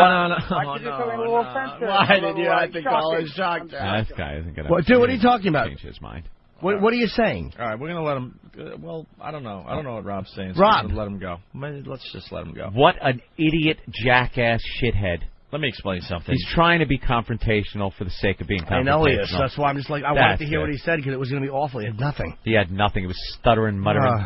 Here's the deal. When you're lucky enough to go on The Tonight Show, like Jimmy Norton, and it's not even luck, the guy has talent and should be on The Tonight Show, it's a whole process that goes on. It's not live, first of all. So if Jimmy's not going to play by their rules, they're just not going to show it on TV. You know, it's not like maybe Jimmy or someone from the show going on a live program and deciding to get a little crazy. That's different, first of all. Second of all, it's what Jay Leno does. He asks the comedians what you want to talk about. It's called a pre-interview. They do it all the time. And if you don't do it, the appearance will probably sound a lot like that phone call we just got. They will just disjointed and stupid. They will just cut that part of the appearance off. It is amazing. I got into an IM fight with some guy. It might have been this idiot. It's amazing what people is like, dude, you're sold out by going to the Tonight Show. Yeah, well, I agree with that. I'm like, really? Yeah, well, I know. I mean, I'm like, well, what about Bill Hicks, who always did Letterman and Pryor, and Carlin? And those guys, he goes, yeah, well, he was saying that they're all sellouts, too. And I'm like, well, name me one comedian that isn't a sellout by your standards. Yeah. And he came up with, he goes, well, Patrice O'Neal seems pretty. I'm like, what, Patrice did Comedy Central? You can't say whatever you want. Yeah. It is amazing how stupid people are. You know the people that didn't sell out are? The people you haven't heard of. The people that don't know. And the only reason, they haven't been given the opportunity. Yeah, and it's amazing what people consider a sellout. Sellout. Like, really? Because I didn't say fucking The Tonight Show, I'm a sellout. I didn't sell out. morons. I bought in. Absolutely. Good That's what point. I say.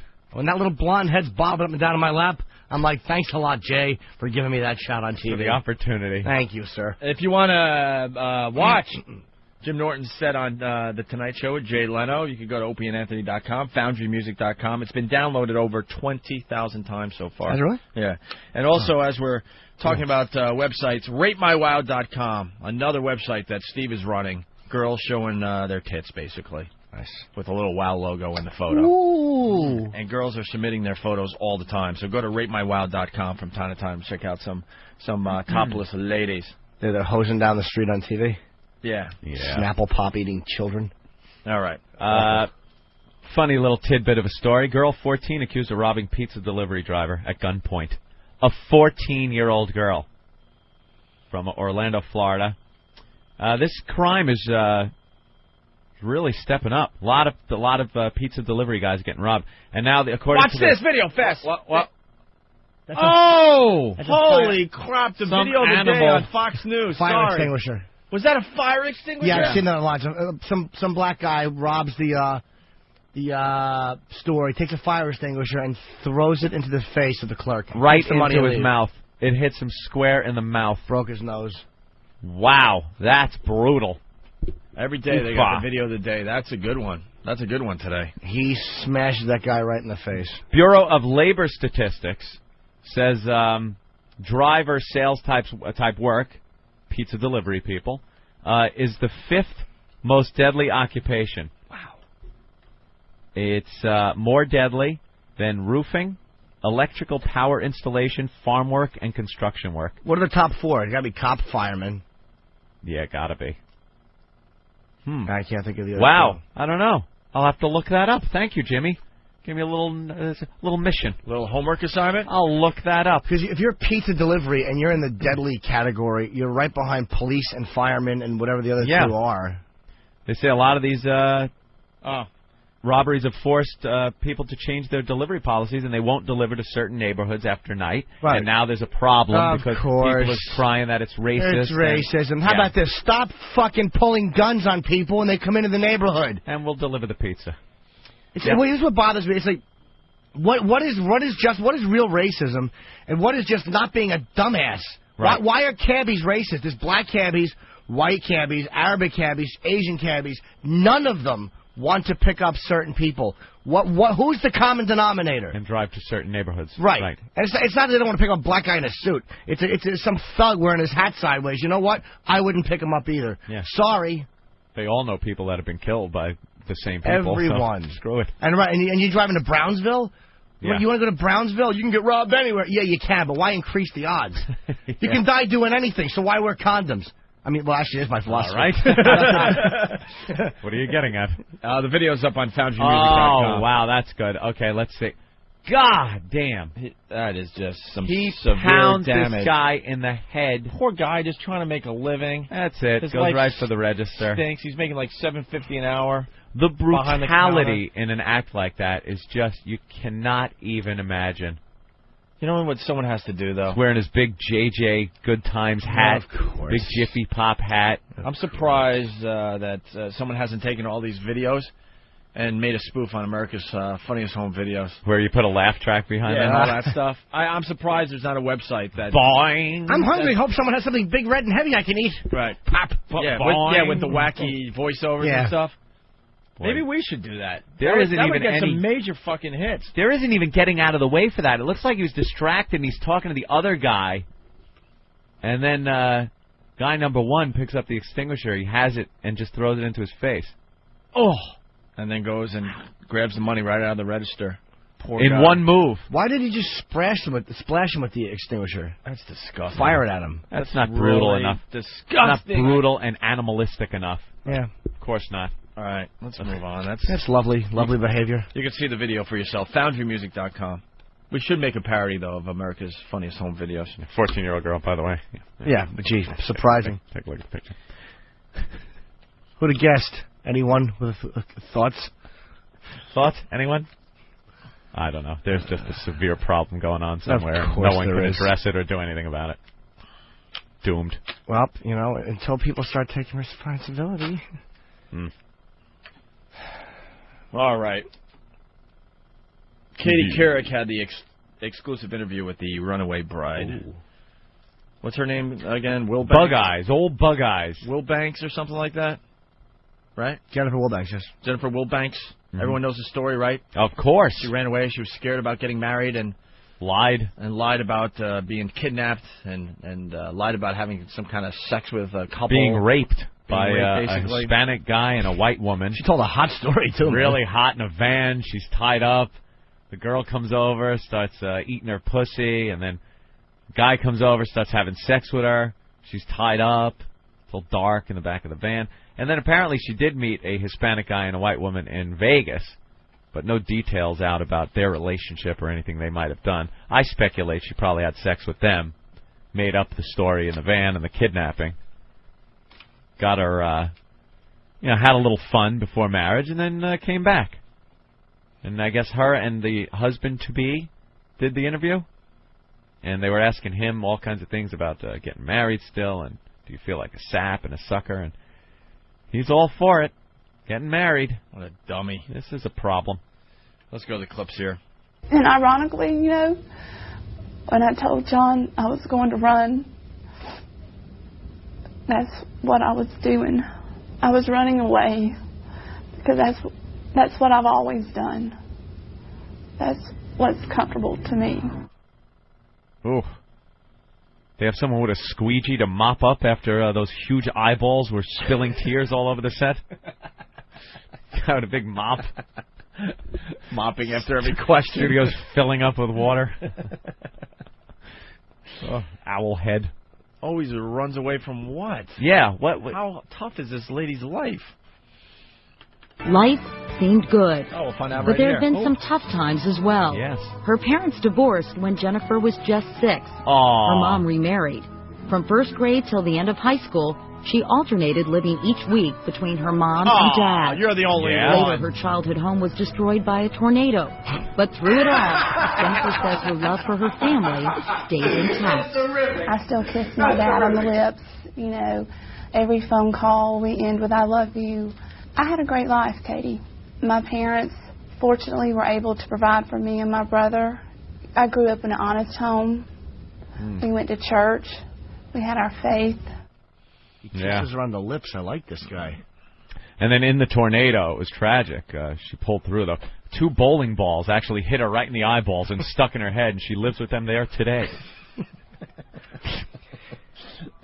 My dad still kisses me on the lips. On the lips. I still love you. And he whispers, bug-eyed whore, while he mounts me. Oh, they keep showing this fire extinguisher clip. Over and over. People just look at this and just are repulsed by the brutality of it. I know. The nerve of that white racist to get his face while a black man is honestly trying to throw a fire extinguisher.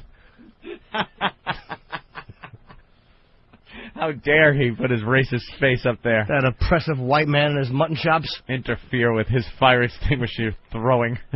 That black man was trying to do something productive and toss that fire extinguisher out of the way of other black people walking. And the white man got in the way. Got his ugly face in the way. She dropped out of college after 2 years and came home to take a medical assistance position in a Gainesville hospital in the labor and delivery unit. Oh, I loved it. I used to kid around, joke around, and tell everybody that they better check my bags before I leave to make sure I didn't have any of the babies with me. Oh no! What is she crazy? Because she is. What a you don't want to say things in an interview like this when people are looking at you like you're a raving lunatic. What kind of bags? Ziploc kind. Ziploc. You said Ziploc. Well, I was thinking of a decapitation, so I figured you put that right into the bag. Ziploc bag. That's great. Ziploc. Had you had any serious boyfriends before you met this guy? Yes. I have. But were you ever engaged or ultra serious about anybody, or? I've been engaged before, yes. But we were engaged just for a few months before the wedding was called off, but the wedding was over a year away, so. And you ran off? 10 years ago. Yeah. He chimed 10 in. years ago. 10 years ago. Why doesn't Katie just ask what she wants to ask this coward? Have you ever had sex? Were you sleeping with these people? That's what she wants to ask. What the fuck kind of question is ultra serious? You're an adult reporter. Yeah. Right. For real serious? Shithead. And why don't you, dig deeper? Why did they, break off the engagement? Yeah, what happened there? Katie Couric blows. It's all this softball crap it's that they awful. promise these people. Look, you come on our program. We In our promise. in-depth exclusive interview with Bug-Eye. A $37 theft from Walmart. Later that year, $1,740 worth of merchandise from a shopping mall. In April of '98, charged with taking $98 worth of merchandise from still another store. I know that time you spent 2 weekends in jail. Right. They often say, Jennifer, and I'm sure you both know this, that this kind of behavior or committing this kind of crime isn't about the stuff. Cry for help. Right. Cry for help. Was that a cry for help? And was anyone listening? Maybe it was a cry for help, but no one was listening. Your mom and dad knew, right, that you had shoplifted? Oh, yes. I mean, after the fact, yes. But did they say, honey, you need to get some help, or what's going on here? Or did they just sort of brush it under the carpet in a way, too? Mm-hmm. Look into my eyes. Oh, my God. Nothing was accomplished right She there. is the worst interviewer. Ugh. What was accomplished there? She's leading the witness. So this girl go, yes, they brushed it under the carpet. She shoplifted a lot. Was it a cry for help? It's, they say it's not about the stuff. Whenever I stole stuff from stores, it was about the stuff. Absolutely. Of course. I wanted a new pair of sneakers. I walked into Modell's, took my sneakers off, put new ones on, and walked right out because I knew this old security guard at the door wasn't going to catch me with new sneakers on. That's right. They didn't have all those things they now put in cry for help. Why do you think they have all those hidden things in products? Because every single person listening to this program right now has shoplifted in their life. It's not always a cry for help. Sometimes you just want something. You don't have the money for it or don't want to spend the money on it, and it's easy to steal, so you steal it. Yeah, I was stealing Playboy magazines at 12, 13. Hey, why not?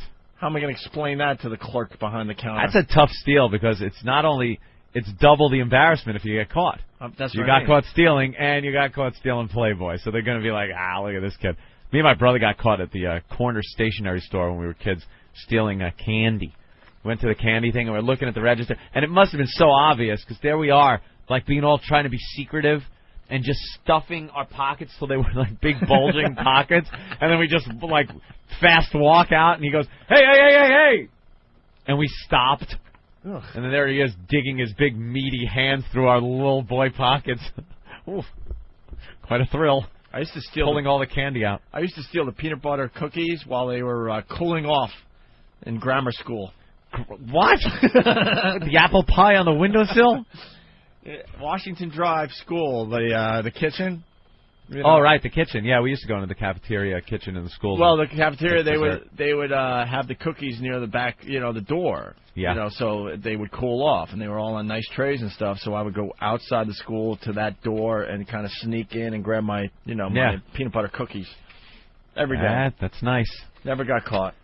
I stole silver from a company I worked for. Used to make contacts for relays. They used to make them out of silver. Little discs of silver would cut off of these silver rods. And they went in the machine. And these silver rods were about 8 feet long. And they kept them in a cage that was locked. Or lopped, as Jimmy likes to say. And I used to notice you could go up to the cage and pull these rods out of the box right through the cage. Or right through the links of the fence. But you can't carry out 8 feet on the 8-foot-long silver rod. So I wound it around my legs. Around my leg, my waist, put it under my clothes. And then I'd go to like some jewelry place where they would sell it. I would off it. And that wasn't a cry for help. That was a cry for food. That was a cry for a sandwich. Let's say hi to Kyle in Indiana. Kyle, what's up? Hey, what's going on, O&A? Hey. Little Jimmy. Hi. I just got a comment about that stupid bitch that's talking about a cry for help, stealing all that shit, man. I did a drive-by shooting when I was like 17, and I did 5 years in prison. It wasn't a fucking cry for help. I did drive-by shooting because motherfuckers did me wrong, you know? What happened there? Yeah, let's hear the Well, story. you got to give us the story now. Give us the background, what happened that night, everything. All right. Well, I was selling drugs at the time, and I had gave a guy a front, and he kind of didn't do me right, didn't pay me the money he was supposed to. Uh-huh. So I just, you know, I don't get fucked. So I took my gun over there, and I shot his fucking house up. Did you even think for a second that you're doing something that's probably going to land you in jail? You know, at the time I was dealing drugs, I wasn't even thinking about the shit. You know, it wasn't a cry for help. It was my way of living. I can never get that mentality of, yeah, I'm going to shoot this motherfucker. And not think like, oh, you're going to be the guy that gets away with it. Because those, especially crimes like that, they're so obvious. You obviously were the guy that did it, and they always catch you. Yeah. You know, at the time, I didn't give a shit. You know, I look back at it now like, man, that was stupid. Did you hit anyone? No, I didn't end up hitting anyone, but I got charged with a Class C felony criminal recklessness with a firearm. And you did 5 years for that? Yeah. Jesus Christ. Yeah, it was my first offense, too. Wow, you must have had a shitty lawyer. I couldn't afford one, so I got their little public appointed attorney. Public appointed attorney gets you 5 years. That charge for anybody that could get their own lawyer would be just whittled down to nothing. I would have got probation, maybe a fine or something, you know? Yeah. That's the way the system works. But I can't blame them because, you know, I did some stupid shit. That's all there is to it. All right. All right. Thank you, sir. Jimmy, you're funny as hell, man. Thank you, mister. Let's go to Bob in New Hampshire. Bob. Yes, how's it going over there? All right. Well, I got to say, when I was younger, a teenager, and we were shoplifting, it was either for something we wanted. Like one day we were hungry and stoned, so we went out and we got scallops, went in there, pushed that down our pants, walked out the store. And the other thing was the challenge. You know, the guys getting together, going out and saying, okay, I bet you don't have the balls to go out there and go into Sears and grab that tool thing and walk out with it. Yeah, sometimes you do that, too. You do it as a dare or to impress your friends, but that isn't really the cry for help. That's just being a kid. Yeah, so you listen to this shit from her, and you're just like, come on, who's buying it? Psychobabble. Exactly. It's insane. Me and my brother had a great scam out in California. We used to go to the back of the supermarket that had a chain link fence, and inside the fenced area were the depositable bottles they had gotten for the day. They would bring them out there and store them there until the truck came and got them. We would climb the fence and bring the bottles back over and just go around and bring back the same bottles that they had just given out money for. And that's go to hilarious. Thrifty for ice cream.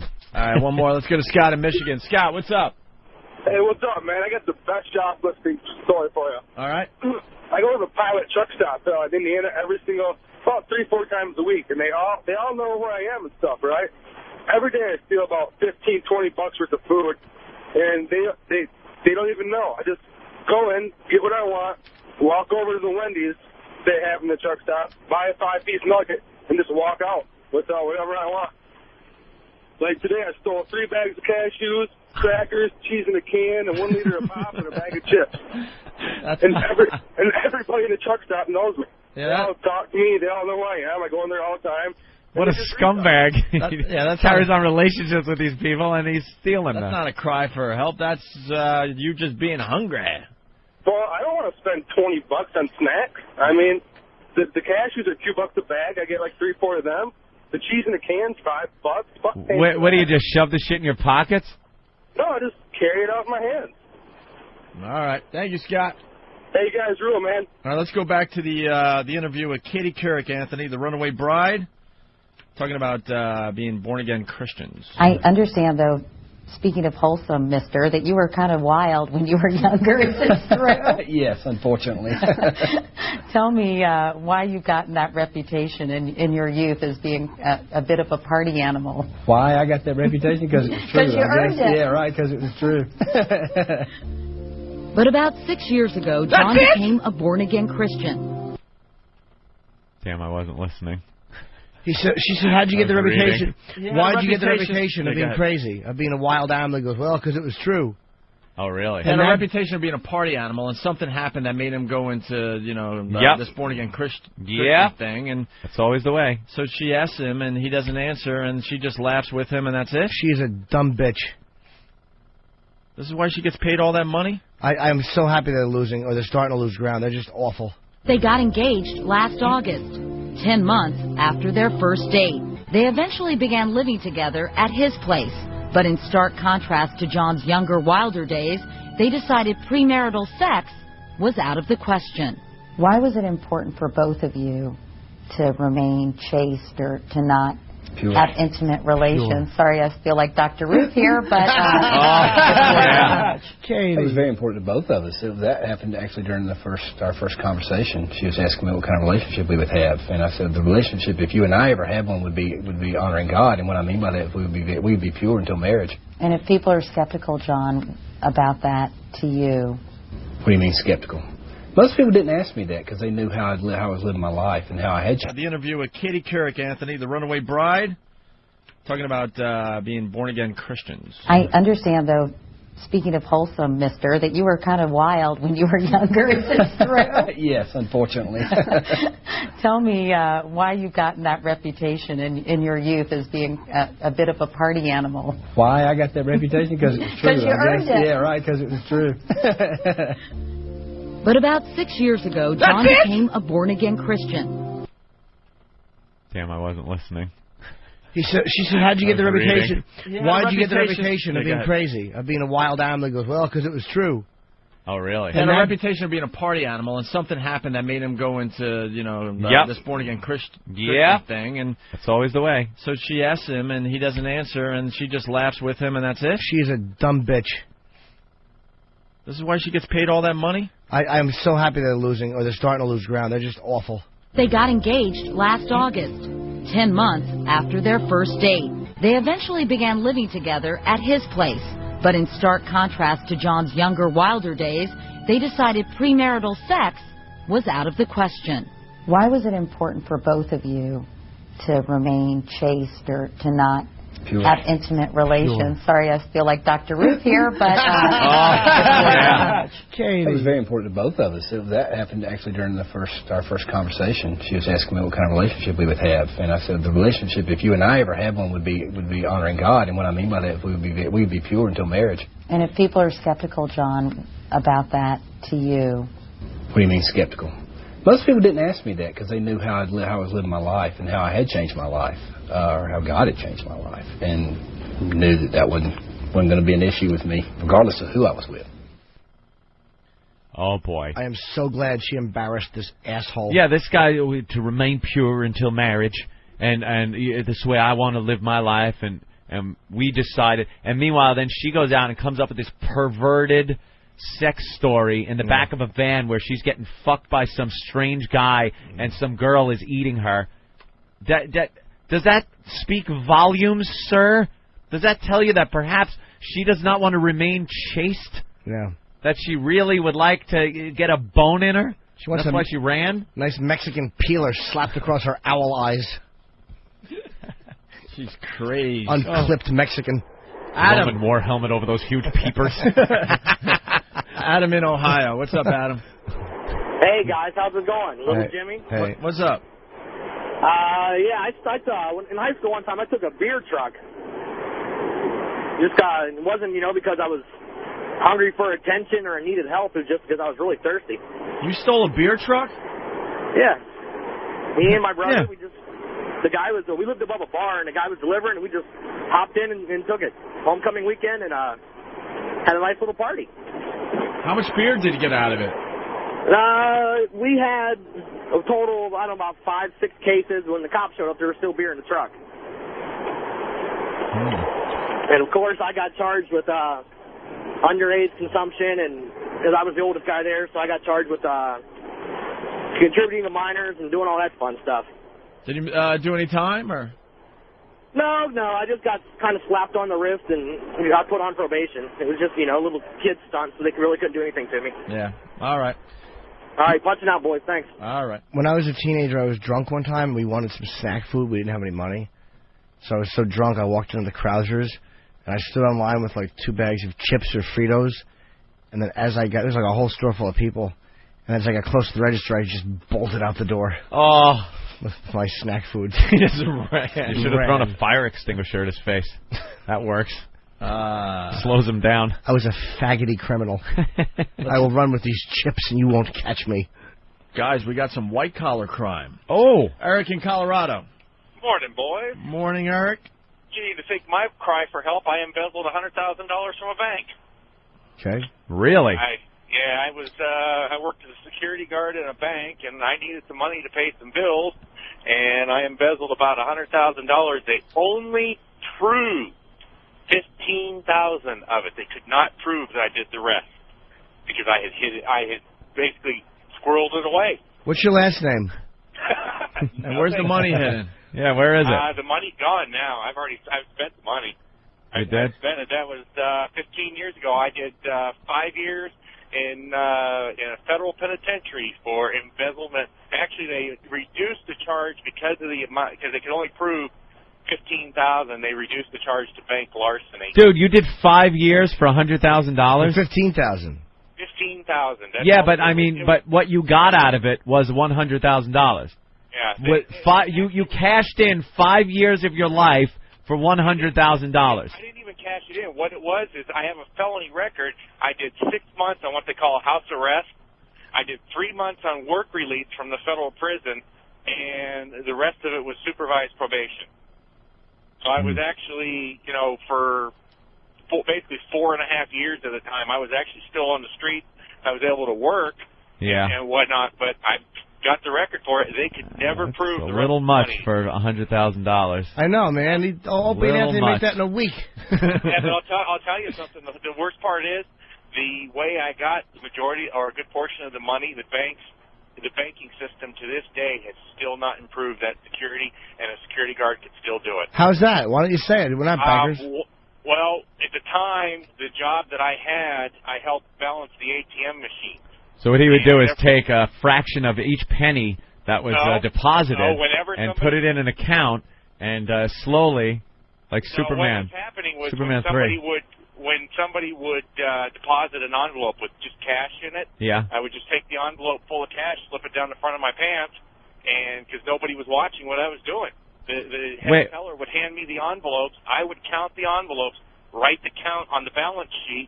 If there was one that had just cash in it, I'd slip it down the front of my pants. I would do that I used to deposit cash all the time like that. Don't do it because it's the easiest way to get money. I was getting there were days I walked out of that bank with $2,000-3,000. So what happens? Then the person's just screwed? Yeah. Or the bank, if it was somebody that the bank knew, like there was one chick that I nailed. I probably got about $4,000 out of from this one woman. She was a stripper, and every couple of days she would deposit the money. Wait a minute. If you deposit cash in an ATM, there's a record of your deposit. You swipe the card, you put it in. Right. It actually... But that doesn't matter. The way it works is if there's just because you put the deposit there, you could deposit an empty envelope. Sure. Yeah, but where's that empty envelope then in because it records every envelope that's being sucked into it. Right, and they never were able to prove they could not prove the money I got from the ATM machine. The only thing that I screwed up on was I actually took a bundle of $5,000 out of the vault. I did it 3 times, and that's when they caught me. Oh, so you never got caught for the ATM stuff? No. How'd they catch you at the vault? For a year and a half because they had already balanced the vault. They had already balanced the vault, and I had access. I had a key to the vault, and I happened to walk in there one day, and here was about $75,000-80,000 laying out. No cameras in the vault? Nope. Not back then.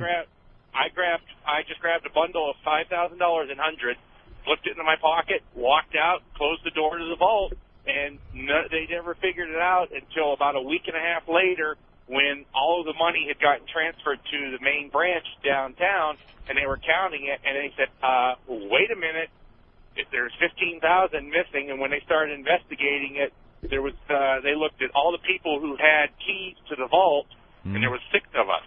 And it came down to me and this one chick. I remember, and then the guy got caught because he had bought a Cadillac, and then another guy had bought a fur coat. No, She said, I thought I told you not to do anything. My wife loves this bank vault. What's the matter with you? The only reason What's the matter with you?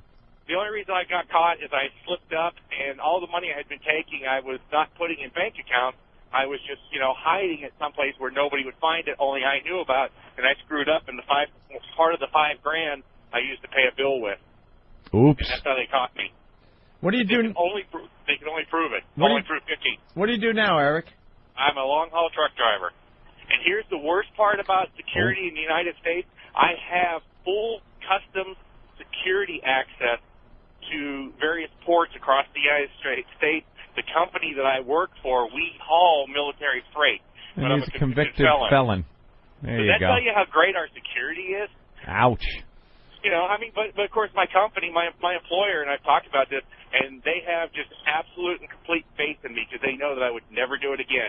Because if something ever happened, any load I'm hauling or anything like that, if even the slightest thing missing, I'm the first suspect. Well, yeah. They don't worry about it. Even when I got my customs clearance, they were like, they looked at the record and they said, you do realize anything, and you're the first suspect. And I'm like, I'm the last person you got to worry about because I do not want to go back to prison. I've got too much other things in my life worthwhile now. Wow, very interesting. Yeah, but still, if somebody works in a bank that has that kind of access to an ATM, if nobody's watching, it can still happen, and I know it still happens. So that stripper, they knew she made deposits, so they gave her the credit for it? Because they went back and looked at her transaction records. Yeah, I still don't. Got a lot of people saying they don't get the ATM scam because there's such records being kept of every envelope that goes in there. The record keeping is better now. You got to remember this was in 1990. The record keeping now is better than it was, but I have an acquaintance who is a security guard in a bank now, and he says that they could still do it. He says because if you can take and deposit, he explained to me how he tried it once and got away with it. I can't see how it is. You swipe your card, you push in deposit, you take the envelope, put it in, it's all stacked up in order, and it shows there's a record of every envelope that's in there, what was deposited and who deposited. Right. So if you take one out... What I would do is that she would hand me the envelopes. All she would do is take the envelopes out of the deposit, she would hand them to me. Yeah. I would count them. If there was one that had cash, I could tell it had cash. I would just grab it, slip it down the front. Yeah, but now it's not. Now it's not. It's not the same as the record. Because you could at that time you could fake a deposit. You could take and say, "Well, I deposited." You could hand them a receipt. Are you trying to say that you got away with it because people weren't checking their bank statements? Maybe so. Like you're Anthony and you just deposit $100, $200, what have you. You take that envelope with the $200. Anthony assumes it's in there and doesn't really check in detail his bank statement. Yeah. That's how I could see where you would get away with it. But the other way, you're the guy in charge of the envelopes, and like Anthony's saying, there would be a problem if they're checking every envelope. Like this woman, and it was actually because of her that they caught it, and she came in there and she had all these deposit receipts, and she says, "Look, I do this every couple of days, and these." Like 3 or 4 are missing. And they went back and looked, and they said, "Oh, sure, how do we know you're not just faking it?" And she said, "Look, I do this every day." Or every couple of days, they went back and researched it, and they said, "You're right." And then they started looking into it, but they could never figure out where the envelopes went. And this is why, even at my trial, the prosecuting the U.S. Attorney's Office, they told me and my attorney, they said, "We suspect you are responsible for the rest of this, but we can't prove it," because they could never prove where the money went. All this other money that was missing, they checked me out so thoroughly. Everything I did. They executed 4 different search warrants on my parents' house because I was living at home at the time, and they could never find the damn thing. I believe the guy stole it. Where'd you hide it? What kind of place? I had access to a friend's storage unit, and I would put the money in there, and nobody knew I had access to a storage unit. Why didn't you just put it in the bank? Because then I would have gotten caught for the whole amount. I was smart enough to realize at the time that if I put any of the money in a bank account, they would catch it. But what I was doing is I would hide the money. All right, hold on. Todd the trucker wants in badly. Go ahead, Todd. Hey, I just called to tell you all that most truck drivers are full of shit, and this guy's story is so bullshit, it's pitiful. Is it? Boy, I will fax you my criminal record, and it now, shows this is something this guy has so much time to think that he just concocted this story and is calling y'all just because he's got nothing better to do. I'm a damn guys like to see I know we're all full of shit. That's why we drive trucks. We can't make it in society. Hey, boys, I'd be more than happy to fax you the record. Hey, Todd, why do you think he's full of shit? Did he say something that threw you off? I might have lost him. Todd? Yeah, we lost him. Hey, I'll be more than happy to fax you a copy of the record. No, I believe you. Some guy's telling me to shut the fuck up and let him explain. Well, we did. Dude, the guy's been talking for 10 fucking minutes explaining the Gregster from North Carolina, you fucking cunt. Shut up. I let him talk. Stop talking. It's losing his mind. I hate these people. All right, so explain where you hit it. Well, like I said, I definitely think that Apocalypse Now should have been higher on that movie list. All right, pal. All right. We're done. We're done with you. Thank you, sir. There he goes. I did shut up and let him explain. I was then trying to get a little more information on how he would do it because the fact of the matter is when you put that in there, it's not just the guard's word for it as he's counting the envelopes that's how many envelopes there are. It's got to jibe with the machine. The machine keeps tabs of how many envelopes went in there. If the machine says 20 and he comes up with 18 envelopes, they're going to ask him, where are the 2 envelopes? You're the guy counting it. The machine says there was 20. What happened? That's what he didn't explain. Unless he put blank envelopes in there. Just put the envelopes back in with no money in them. Yeah? I don't know. Seal the envelope. Yeah, you kind of seal it up. It would look like it's taken out. It just seems like somebody really would have to screw up at the bank in order for him to do this. I agree. It's not like he's like doing this brilliant crime. It looks like somebody really dropped the ball. And then someone here is saying the obvious. What's your name, bro? Joe. What's your name? Your name's not on the screen. I don't know who you are. Trucker Ty? Hey, Frank. All right, Bill, go ahead. Oh, this is a different guy. Oh, what's your name? What's going on? Paul, go ahead. What's your name? Buddy, you. I'm talking to you. Hello? Yeah, what's your name? Joe Ty. All right, Joe, what's on your mind? Joe! Yo, Ty. What's going on, man? Man, hey, I'm a trucker, man. I'm telling you, that guy's full of shit. You can't get a security clearance with a felony on your record. That's what I'm thinking, too. Yeah, that's another thing that was it doesn't happen because my co-driver here, he's ex-military. They research your asshole with a fine-tooth comb. It's not going to happen. He's full of shit. Punch it out, man. Wait, put him on the phone. Put your co-worker on the phone. No, we're moving on. All right, we're in a holding pattern here. Let's go to another clip here, Anthony. Runaway Bride with Katie Couric. More babble about nothing. You know, my dad and I were joking about walking down the aisle together and not tripping one another. And so, during those moments, it would just take the edge off the pressure a little bit, or not the pressure that I was feeling internally, not pressure from the wedding. Pressure to run. Right. So, it kind of pacified me for the moment, temporarily. Jennifer says she handled things the way she always did. She kept them inside. Did you ever talk to anyone, Jennifer, about how you were feeling? It sounds as if you've got great friends and a loving family. I'm very lucky. I have wonderful friends and a wonderful family. But, what I want to say to those people is it's not their fault. I wouldn't have come to you under any circumstances, no matter what. Oh, my gosh. Should we go over the rest of these clips? Well, I want to know if her and her father would joke about her being banged by a Mexican in the back of a van. Yeah. That would make some funny conversation between father and daughter. Some real cannon fodder for laughs. You and Pop. Katie asks a very deep question here. Wasn't it selfish? I tell you, At Katie's any tough. point in time, did you think, my family is sick with worry?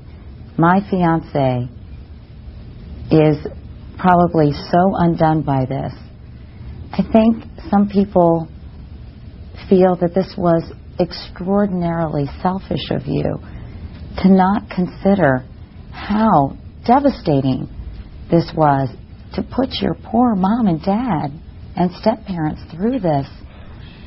Did that enter your mind at any point? Not before I left. I didn't think about what it would do to other people. Did you try not to think about them? I tried not to. But only because I didn't care. It's just that's my way. That's my way? What do you mean? I was running from that. I mean, I knew that I had hurt them, so I just pushed it down, tried not to think about it. And I know that sounds so harsh. Did you hear what Katie Couric did? This fucking... Some people are saying that it's selfish. Can you have the fucking balls to just go, look, that seemed really selfish what you did? That's selfish. People say, not me. I'm sitting here not judging you. 15 or 18-second question. Yeah. And they have to, like, put words around it to hide what she's really saying. Right. Hey, look, you had a lot of people worried. Don't you think that was really selfish? There you go. End of question. Yeah. Holy shit. You know, I mean, there were a lot of people concerned. I mean, a lot of people might say that was selfish. Did you ever... Shut the fuck up. God, you're awful. You dress horrible and your questions are awful. You get to the bottom of nothing. I know nothing more about this case. No. Nothing. I guessed this. Yeah. She's selfish. Well, let's skip to hopefully some better clips. This one's about how she made up the rape story. Back in Georgia, at first, there was jubilation. She had been the victim of a kidnapping, but released alive. By then, though, Jennifer had told police even more disturbing details. She had been forced into a blue van and raped. A heartbreaking story, but not a word of it was true. At Albuquerque Police Headquarters, her story collapsed. I think that it just sort of clicked with me and it clicked with them that I wasn't telling the truth. I got really scared. I knew that I couldn't keep that up. I thought there's going to be this manhunt out there for these people, and, you know, there's going to be these people that are wrongly accused because of me, and I felt horrible about that. At one point, I know, one of the detectives reportedly said, we can stop looking for the van, right? And you said yes. How did you come up with that story? How? Maybe I've watched too many cops and robbers movies. Yeah, cops and robbers movies have rapes like that. That see? it's so easy for me. Eat her pussy while I rape him. And I'm trying to figure out why it was so easy for me. You dirty rat, I'm putting it in your dumper. Eat my ass, see? I'm gonna fuck ya, and you're gonna suck Muggsy's cock, see? It's curtains for you, curtains. I'm gonna wipe my cock on the curtains. Holy shit, too many cops and robbers movies. Ugh. She should have watched Chevy Chase raped me. I guess I watched Cops and Robertsons too many times. Cops and robbers movies. What the fuck? What is she talking about? She is atrocious. She made up a story of a Puerto Rican threesome in a van. I watched too many Jimmy Cagney movies. Look, Ma, I got no... fuck me, I stink today. I was going to say I got foreskin, but I said I got no, and there was no backing out of it. I have no improv skills. Yeah, that was sorry. a rough one, Jimmy. Dude, I'm just Hop it up, bug-eyed bitch's pussy, Ma.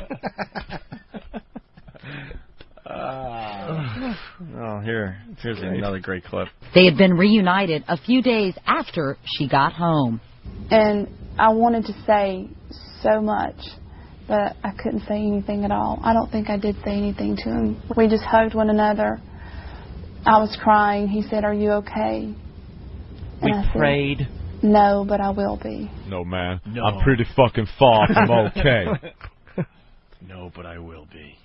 First of all, no one else needs to know about this.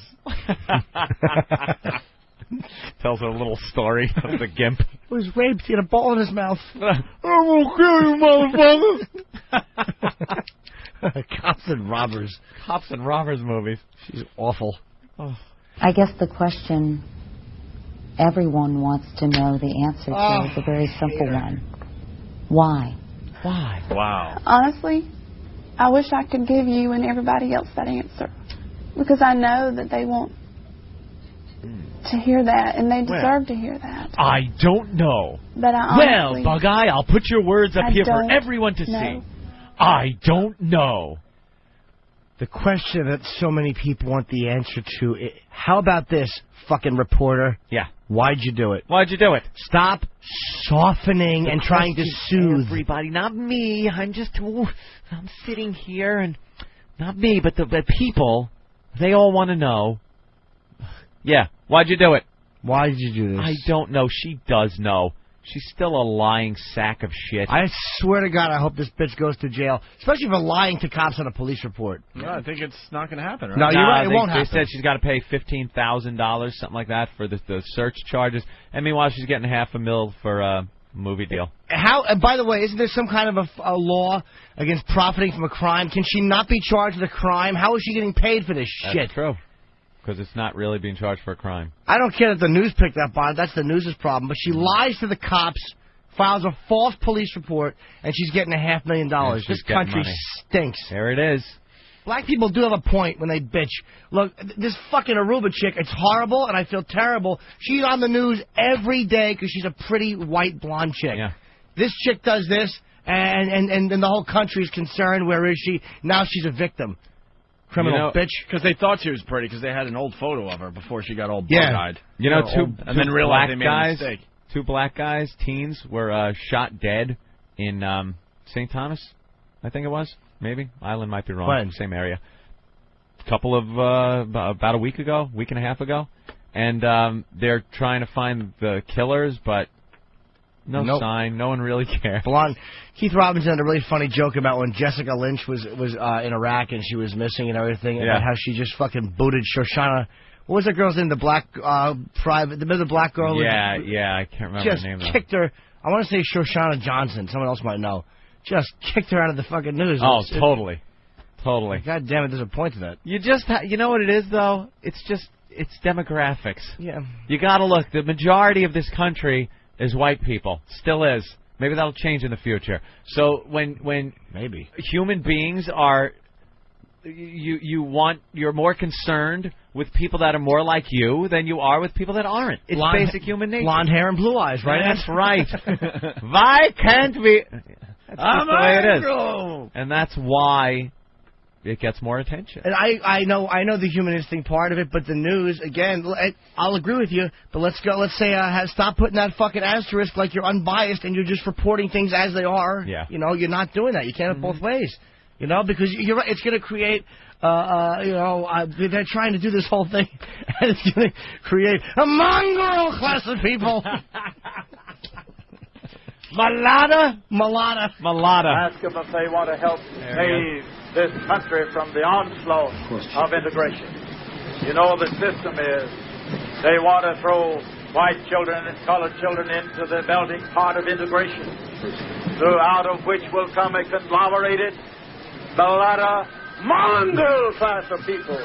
Both races will be destroyed in such a movement. I, for one, under God, will die before I'll yield one inch to that kind of a movement. Oh, maybe I shouldn't be clapping. Sorry, I got caught up in it. And he's a really old man, too. Yeah. He's an older gentleman. Oh, he probably remembers the days, I could have had you shot for that. Well, this is from the 60s. That was from Mississippi Burning. That's 1960s Klan footage. Yep. All right, let's go to Gary. Gary, what's up? Hey, just 2 clips ago, I can't believe you guys let this go. Didn't you hear? She said that they just sat and hoed each other. And? They didn't hold each other. They sit and hoed them. Oh, I didn't catch it. Oof. Thank you for pointing that out, sir. Yeah, all right. Let's go back to the clip here. Well, you must be a fun guy to watch TV with. You catch everything. And this is the part that a lot of people don't know. I had a bottle of pills, or I had the bus ticket. And I decided not to play God that day and decide when it was time for me to go. So I got on that bus. Were there other alternatives? Sure there were. But that's all I knew at that moment, Katie. And I'm so ashamed and feel so guilty for the people that I've hurt and how, you know, how this has affected many people's lives. But at the same time, it's the best mistake I ever made. It allowed me to realize that I desperately needed help. And that's what I did, and that's what I'm getting now. You say you had a bottle of pills. Were you seriously considering suicide? But I tell you, Katie doesn't, because I thought she had Flintstones chewables. Yeah. Katie gets right to the meat of it. Hell of a follow-up there, Yep. Katie. Want to make sure everyone knows, the people here watching know. Suicide. Oh, what do you think she was going to do with the pills? What? Birth control so the Mexican didn't knock her up? Have a little mud baby. I didn't want a little conglomerated Malata mongrel baby. Clearly, these demons don't kind of show up overnight. Exactly. How long have you been wrestling with this? This is the sad part about it for me since birth. They told you it's depression or panic disorder or anxiety. All of the above. Have they? So they diagnosed you with anything specifically, or? No. We're not supposed to put labels on it. Yeah, so that means no. They didn't diagnose her with anything. She's a selfish moron, is what she is. And what the pills and the bus ticket, and I had a choice, and what she still never says what the pressures were and why she ran. She said it wasn't the wedding. She said it was not the pressure of the wedding. What was the problem? Katie really got to the bottom of that. Just look at her and go, what were the issues that made you run? I don't know. What made you run? She's not being honest in this interview, and Katie stinks. Katie is an atrocious, no-answer-getting, fucking over-the-hill, not cute anymore bitch, and she makes me physically ill. Yeah. She stinks, and I don't like her. Last clip, thank God. What do you say to the angry people? Some people are furious. Some people. About That's that trick that we told everybody about. Fox people News, are saying, Fox News public. does it, CNN, all these talk shows. Some people are saying. Some people are very angry. Right. Some people think I dress like a little sailor. Her outfits really... I'm not a gay man. I shouldn't notice women's clothing. But that's how bad her outfits are. Yeah, that even heterosexual men notice. Fat hips. Some people are saying, I have fat hips. What do you think of that? Some people are furious about this, livid, that you concocted this story, that you misled your family and friends and the general public. What would you say to those people right now who are watching this and are still hopping mad? Pardon my French, but you're an asshole. I tell them, please be patient.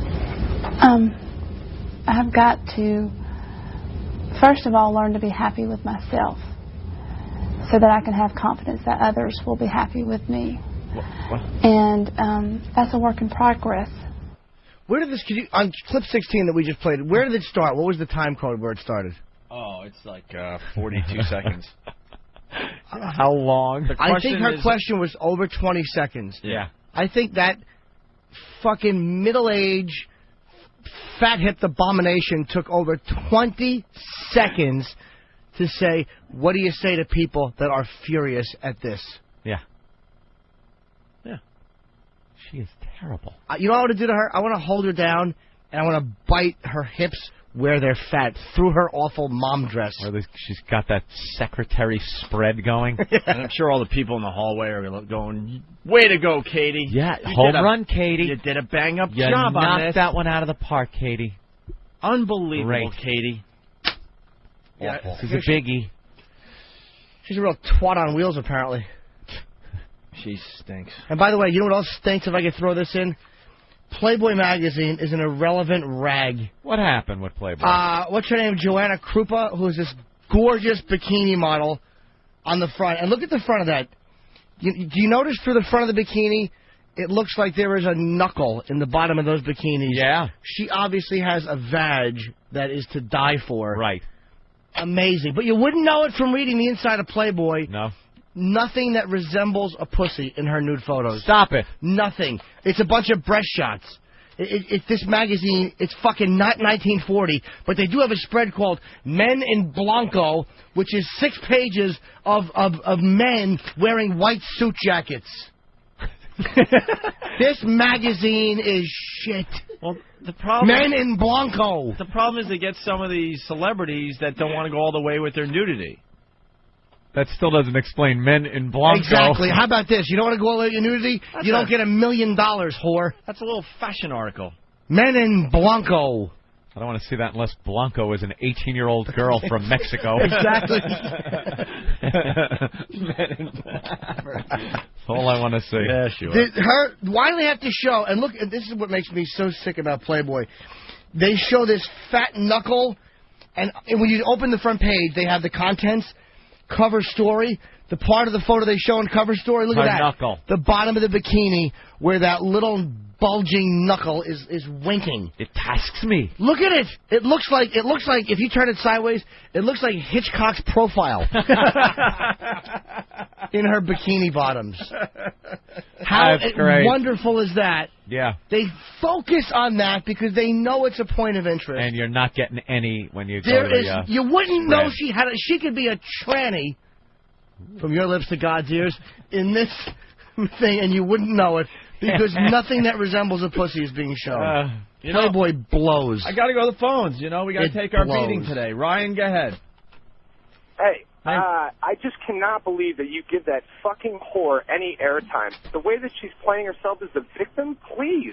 Yeah, but we are kind of giving her a beating, though. We're not agreeing with it. We're kind of smashing her. Yeah, we had a couple good smash fests here. But it was a big news story. Huge news story. We thought that Katie would actually get to something. Nothing was accomplished in that interview. Katie Couric has to offer. Nothing. She's a shallow whore. Dude, did you hear, though? Katie got to the bottom of some things, because some people are saying things, and Katie did kind of ask that. All we learned throughout her whole life, she's had a tough time talking to people about her problems. The problems that she has, we don't know. She's never been diagnosed. Thank you very much.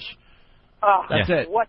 I don't get it. She has nothing to offer. Why is she paraded across the media? There's nothing. Nothing there. She is terrible. Why is it that Americans are enamored by that dumb whore? Not as much these days, my friend. God, it is just my girlfriend, Diane Sawyer, is starting to kick Katie's ass. Oh, I don't know how you look at her as an attractive woman. I don't know what it is either. I don't know what it is. Diane Sawyer. To drop to a knee and just punch her in her fucking... There are times. Wow. There are times Diane Sawyer just comes on that screen all motherly and kind of hot for no reason. That's true with that little cardigan. Motherly and hot never, ever go together. Ever. And I stand there in the office and I just kind of look at the TV and just get a nice warm feeling. You want to nuzzle in her bosom? You ever pinch your helmet through your sweat looking at Cokie Roberts? You just want to take your sweet little head and just rest it against her supple bosom. Oh, I never had an older woman fetish. Even when I was 9, I liked them younger. Oh, yeah. Never liked older women. I don't know what it is with Diane Sawyer, but I'll take a little look every morning. See what Diane's wearing. Anything that resembles mommy, nothing. I want nothing sexual to do with. I think she's an animal in bed as well. She might be. I think that this whole persona she shows on TV, being overly nice and sweet and not offending anyone, I think it's a much different scene in the bedroom. That knuckle. No. You know what scene was disgusting to me? Remember in Animal House when he took Dean Wormer's wife up into his room? Oh, yeah. And she had the stockings on and everything. I was just looking going, with the pointy tits and the old woman tit bra and... I'm watching that the old woman cologne. Yeah. I wanted the other scene. I like the other scene with the guy that was with the girl from the grocery store. Nothing for me today, thank you. Sometimes the only time an older woman is sexy to me, some of them are really hot, but situationally, again, that was the dean's wife. Something like that can be hot because it's so dirty and inappropriate, but just like a Diane Sawyer older, I wish it did. It's like a big fetish, but nothing. Yeah. The little girl in Animal House, what other role did she play? She was in Caddyshack. Very good. As Lacey Underall? Well, thanks for Newton. No. The Scottish. The one with the filthy feet. Oh, she had a huge and career. And the big muff and the panties. Yeah, the Scottish chick. Huge career. Worked the halfway house on the course, yeah. Yeah. Same chick. I have to tinkle. I'll be back. Oh, going already? I can't wait. You little bladder. You know as we go to we break. don't have to break. No, we've been talking for an hour. As we go, let's pet him real hard and scratch his back so he pees on the floor. Gets all excited. He just gets excited. As we go to break, I'll scoot on the rug. It's Leno. Yeah. We go to the monologues every once in a while when there's a big news story, and we were talking about Saddam Hussein loving the Doritos and all that yesterday and hating the Fruit Loops. And, Jay Leno did a great job on his monologue as far as that is concerned. We'll go to that as we go to break. What, Jimmy? What Letterman do? A couple of mustache jokes? Well, if you could wait just one more minute, we'll do the Letterman. Oh, you doing a comparison? Well, I wasn't even going to play Letterman, because now I'm with you. I'm digging the Jay Leno. But here's Letterman first, all right? All right. Here's another way you can tell that it's summer. Saddam Hussein has switched to Cool Ranch Doritos. So that's good. You see that in the paper? Apparently, while he's in prison, Saddam Hussein says that he loves Doritos. Boy, I'm telling you, you can't buy publicity like that, can you? You can't. I mean, honestly, if you have a snack food company, you want that endorsement from the butcher of Baghdad. That's... But apparently, they say that Saddam Hussein got hooked on Doritos at Chemical Ali's Super Bowl party. That's really funny. Really funny.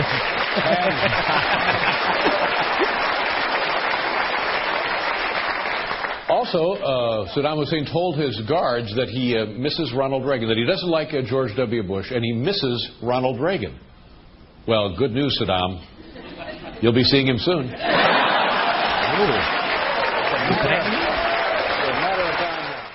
What do you think? That's not bad. I mean, I'm not a huge fan, but the line about the Chemical Super Bowl party is hilarious. That's funny. You're biased, though. But I recognize that Letterman's funny. I don't think he stinks. I just don't like the way he doesn't go after certain things. By the way, Diane Sawyer is 60 years old, Opie. She is not. Yeah. Is she really? Born in 1945. I can't fake that. Are you serious? That's what. She'd smell like that perfume that old ladies wear when they leave the room. 8 minutes later, it's still there. Yeah. That awful. And it just sounds like the clank of charm bracelets. Oh. You know, the old lady charm bracelets with the little heads on it. The grandkids on it. Oh. Yeah. You like that? Not that she's 60. Diane That's Sawyer. For sure. They make her look younger on TV. But that's 30 years older than you. What are you going to do with that? I don't want people to know I'm 30, dude. Relax. Nuzzle her bosom. Yeah, you're going to do. All right. Here's Leno doing some jokes about Saddam. And according to an interview in GQ magazine, Saddam Hussein says he wishes to be friends with President Bush. Isn't that ironic? The one foreign leader who reaches out to President Bush, and it's Saddam Hussein. the one ally we have. What are the odds? The one guy. Hey, did you see this on the news? They showed these two soldiers that were guarding Saddam when they were over there in Iraq, and they said Saddam gave them advice on how to seduce women. They spent a lot of time with Saddam Hussein, and he gave them advice on how to get women. And I guess Saddam has released a DVD with some of his advice on it. We'll show a clip from Saddam's new DVD. Oops. Gas her with some chemical weapons. Kidnap her family. Torture her. Let her know who's the boss.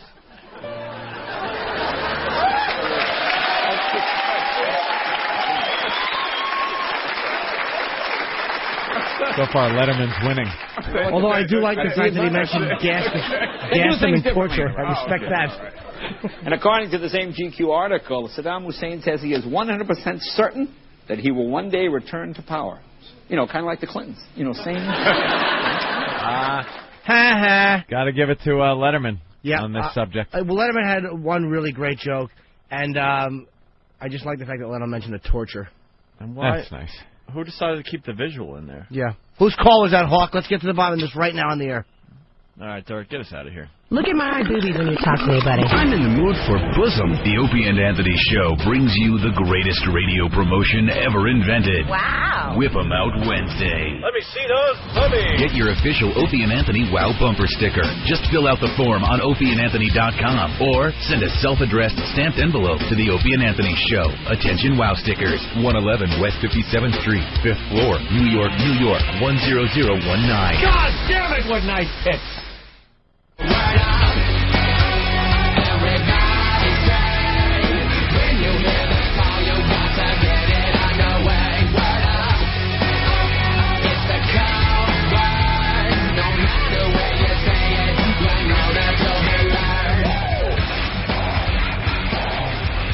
And we're back with the Opie and Anthony program.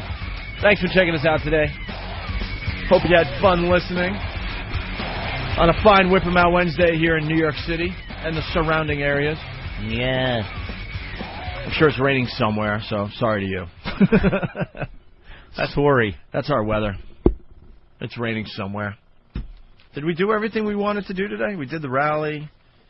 We did the Jennifer Wilbanks, unfortunately. Are we doing What Did We Learn? Did you say that? We could do What Did We Learn on the Opie and Anthony program. Maybe people can call in. Tom Cruise not pressing charges in squirting incident. Of course not. Stop. Paris Hilton's dog bites Today Show producer. Good. Billy Graham coming to New York on the same weekend as Gay Pride. Great. We found the Utah boy. Billy Graham's old.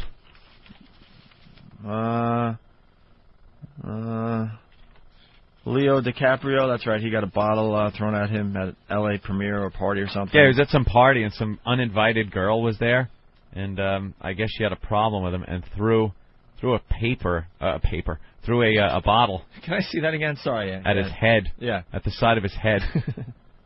Yeah, I just saw that. Is that Diane Sawyer naked? Is that really her naked back in the day? It looks like it. One of her model photos. It looks like a model photo. Wow. She's got a huge beaver pelt. Yep. And a long string of like pearls. And she's on her back, looking to the side, and the pearls go from her neck all the way down to that big snatch beaver pelt. It looks like her. Was that taken? Well, 1950. You can tell by the muff that's going to be at least 72, 73. Yeesh. Gotta know how to read muff. I think that Leonardo DiCaprio thing though is that chick at the party that wanted to have sex with him, and he wasn't giving her the time of day. She got all pissed off. Fuck you! You don't give me the time. And threw a bottle at him. Was he the actual target? I heard he was not the intended target. She did a good job hitting him. No, what I heard is it was an ex-boyfriend of hers was there. Yeah. And there was some kind of a problem, and she wasn't invited, and I think he might have just been there, and she might have smacked in the way? I don't know. I heard there was an argument between those two beforehand. Oh, okay. I don't know. I heard it was an ex-boyfriend. You know me. I get the stories from the same place you do. Well, no. People are saying that there was some kind of a stressful thing. People are saying. We don't do that on our show. I don't want anyone to really be uncomfortable. Let's go to Pac-Man. Hey, Pac-Man, what's up? Hey, what are you doing this morning? All right. Hey. You didn't talk about Brian from Fox and Friends getting in a fight yesterday. What happened? He got in a confrontation with one of them ultra-left guys about the Freedom Museum and another woman on the show, and they got in a big fight about it because he insulted her, and he confronted her. That Freedom Museum, the people behind that should be just smashed in the face. Those fucking. What is the Freedom Museum about? They want to talk about the plight of the American Indians and slavery. It's like they're just these typical anti-American guilt-ridden douches. They want this at Ground Zero. Yeah, exactly. At Ground Zero, they want to put this thing instead of this tribute memorial to the people that died and the occasion that was, the towers coming down and stuff. They want to make it, less specific. Of course. And make it just the quest of freedom and liberty over the years. And because that is what the terrorists were trying to take away. So instead of, paying tribute to the firefighters and the people that died on that day, they want to put, the plight of the American Indian and slavery and any other group that feels downtrodden in this country, can we just stop this nonsense? Politically Can correct someone put drivel. a stop to it? Drivel. Is anyone entertaining this idea seriously? If they are, please, sliding glass door, Lil Pillow. It hurts, it hurts. And you people out there, I won't say it, but you get mad when I attack a certain mentality. Mm-hmm. That's why. That's why. That same mentality, matter of fact, my friend was doing a show last night in this guy's room. He's like a real activist, you know, comedian. And she said that he called her and said, look, don't do that line about Arabs being lazy because you offended some of my Arab friends. Go. This is the mentality. Yeah. I understand it from the conservatives. They're awful. They fucking blow. They killed Lenny Bruce. But God Almighty, you were supposed to represent something different, and you are just as restrictive. I almost threw up when she told me that. I'm like, this is a guy who's like this ultra fucking, freedom man. Man. But yeah, don't say that. And they hide behind things like hate speech and all that shit. But it's like, hey, man, freedom of speech, unless, again, time, place, matter, we all know, it comes with a price. There are times where people will find it unpleasant. Go figure. Hey, I don't want to tell you, this is what he says, hey, I don't want to tell you to edit your act, but, well, then don't, motherfucker. Yeah. Shut up. Your Arab friends were offended. So? Of course. What happened? Then you shouldn't have a comedian in that situation. He's a comedian. But he was being told what he should and shouldn't do in his act. And the people that hired him should have maybe got some guy that makes cute balloon animals instead. There you go. No, I mean, the crowd. The guy telling her this right. is a books to the room. He's a comedian. A comedian told her. Another comedian? Yes. Oh, God. And he's like an activist. And there are things he does that I respect. He fights the Rockefeller laws and all that stuff. I mean, there's a lot of stuff he does. I think he's a very proactive guy. But just the fact that this fucking mentality of don't say that. But if you're a comedian, as simple as this, all bets are off. Of course. All bets. That's it. People are going to be offended. Sorry. My Arab friends were offended. Then don't go to a comedy club. Go to a juggling act or a puppet show. All right, let's end with a speed round on the phones. Are you done, Jimmy? I just want to say, if you told him, yeah, well, a lot of my religious friends are offended by gay marriage, don't do any jokes that are pro-gay marriage. Hey, whoa, what the fuck? What are you hate speech. Oh. A lot of my friends are offended by abortion, so don't talk about being pro-life. Oh, wait, you can't censor me, man. Man. All right, Andy, go ahead. Hey, guys. You know who's fucking hot? You guys are sitting here talking about Diane Sawyer. What about Greta Van Susteren, old stroke face on Fox News? Isn't she fucking smoking? All right. Tom, what did you learn on the Opie and Anthony show today? Hello? What happened to that phone? Hello? What the? Who the? I don't even hear anything being picked up. All right, let's try another one. Frank in Jersey, what did you learn on the show? I learned number one line. Hey, 2 niggas just stole my fucking truck. You got a phone? 2 niggas. You believe that? Repo, what did you learn on the Opie and Anthony show today? What's up, boys? The listeners get a D today. I'm sorry. D? I'm sorry I had to do it to the listeners this is a today. failing grade now. It's failing. You don't have to have a 0 to get a failing. It's just got to be under a certain amount. You guys have no problem, going on the message boards when we have a bad show and tell us how much we stink. Well, guess what? You sucked today, listeners. You guys stunk today. You were awful. The phone calls suck. Randy in New York, what did you learn on the program? Yo, I learned that Ben's hog is so big it was used to stop riots in the 50s. Later. Eric in Jersey, what did you learn on the program? I learned elephants live in the Catskills. Yes. Very good. Brian in Michigan, this is what I learned today, Anthony. Brian, go ahead. Hey, fellas. I learned that truck drivers are full of shit. They do drive through pools and lawns. Out. All right, let's go to Eric in Virginia. Eric, what did you learn on the program? I learned that Ben's hog is fucking huge and Jimmy hates Playboy. All right, let's go to Jim. Jim, what did you learn on the program? I learned that Ben might just have a big hog. We're not sure, but he might. He might. Yeah, we're still not sure, by the way. The jury is still out. All right.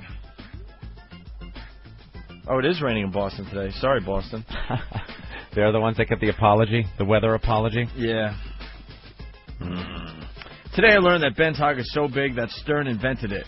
Tell him, Fred. Tell him, Fred. He's not saying shit. Fan Dick, he learned that Edward G. Robinson raped the Runaway Bride. That was pretty funny today. Andy. I learned today it's a mongrel race. Mongrel class of people. Class of people, sir. Chris from Salt Lake City. I learned that I